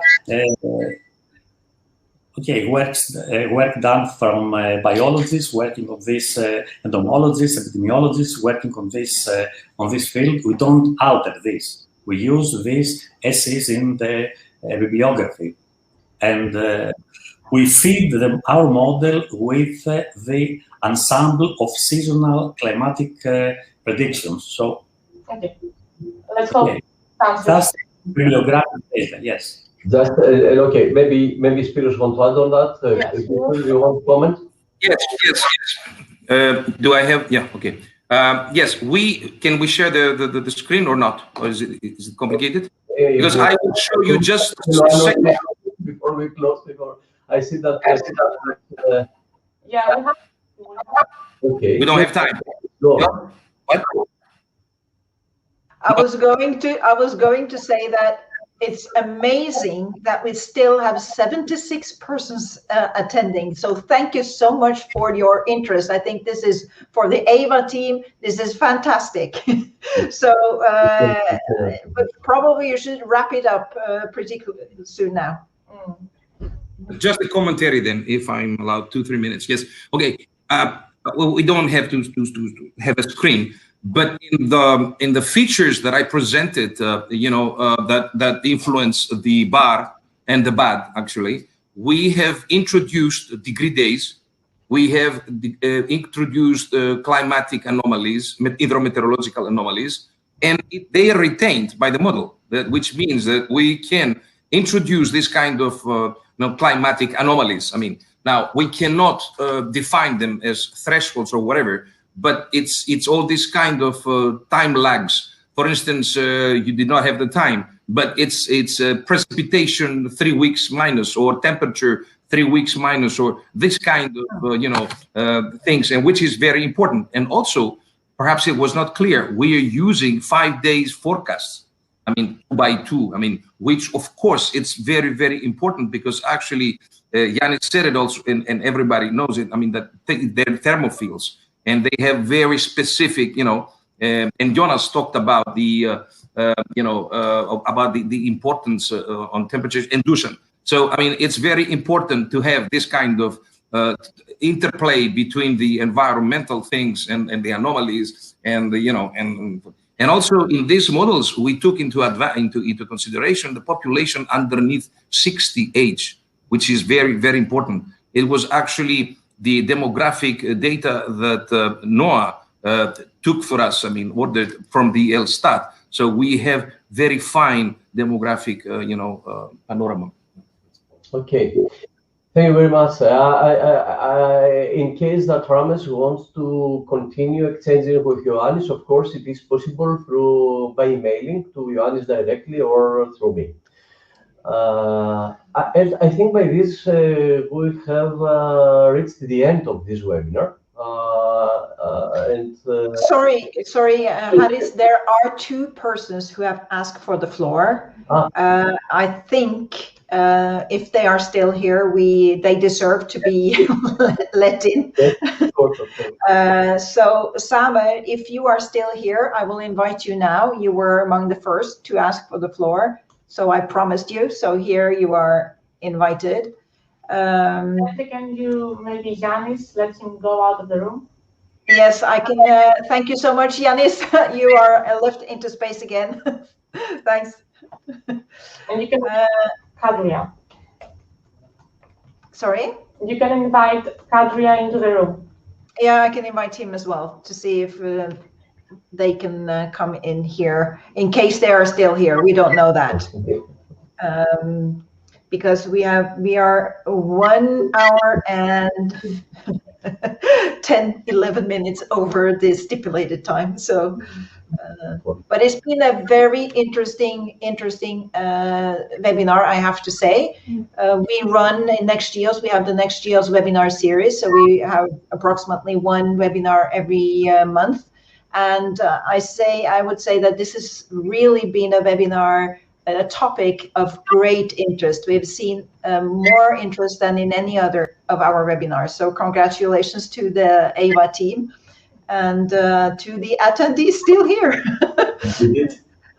We thank a lot. We thank a lot all the participants and all the attendees that are still with us. Thank you very much.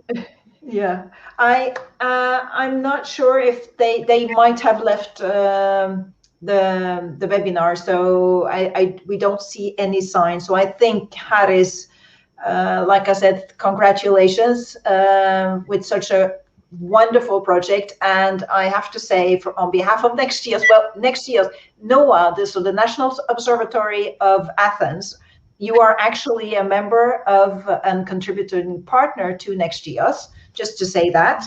And it was briefly mentioned here in the discussion that you are also cataloging the Beyond Center data is also being cataloged on the NextGEOSS Data Hub, and you will catalog some of the data and services on from the EYWA on the NextGEOSS Data Hub. So it's a wonderful collaboration, and I would encourage you to come up with new webinar ideas, and we can follow up. But now I will give you the floor for concluding this this webinar, Haris. Okay, Veda, thank you very much. And okay, I thank you indeed for all the support that you have provided. Also, I thank the NextGEOSS team for the collaboration, this fruitful collaboration for the last, I think now 3 or even more, 4 years. Okay? Yes. It is very useful that NextGEOSS is providing this data hub, the so-called European data hub, so that we can open and make and share data with the scientific community, and this is of course very important and very important contribution of NextGEOSS to the community, and also for us to make all our activity and all our data and results visible to the so it's completely win-win condition, and we thank you very much for your support. As you said, I'm really thankful to all the attendees that are still with us. I do hope that the meeting was useful and enlightening for them, and don't hesitate to contact us, to exchange further with us, and if you want to be part of this action group, yes, just please let us know. Katerina will share with you in the chat my email, and if it happens that I'm coordinating this action group for epidemics in EuroGeo, I will be very glad to keep sharing and be in contact with all the interested stakeholders and partners and friends and colleagues. Thank you very much indeed. I think it's time to close. Yes. It took longer than we had planned, but I think it was an interesting webinar for all. Thank you very much. Thank you. And normally you get chocolate or a gift or something, but you have to you have to accept this lovely virtual spring flower, Hepatica nobilis from Norway, and it's for all of you. And Haris, I do have to say, I just love the Greeks. I mean, and Katerina and Mirka and Eleni and you, I mean, and Anestis, you have been wonderful to work with. You deserve the flowers, and also you in the audience for staying still on.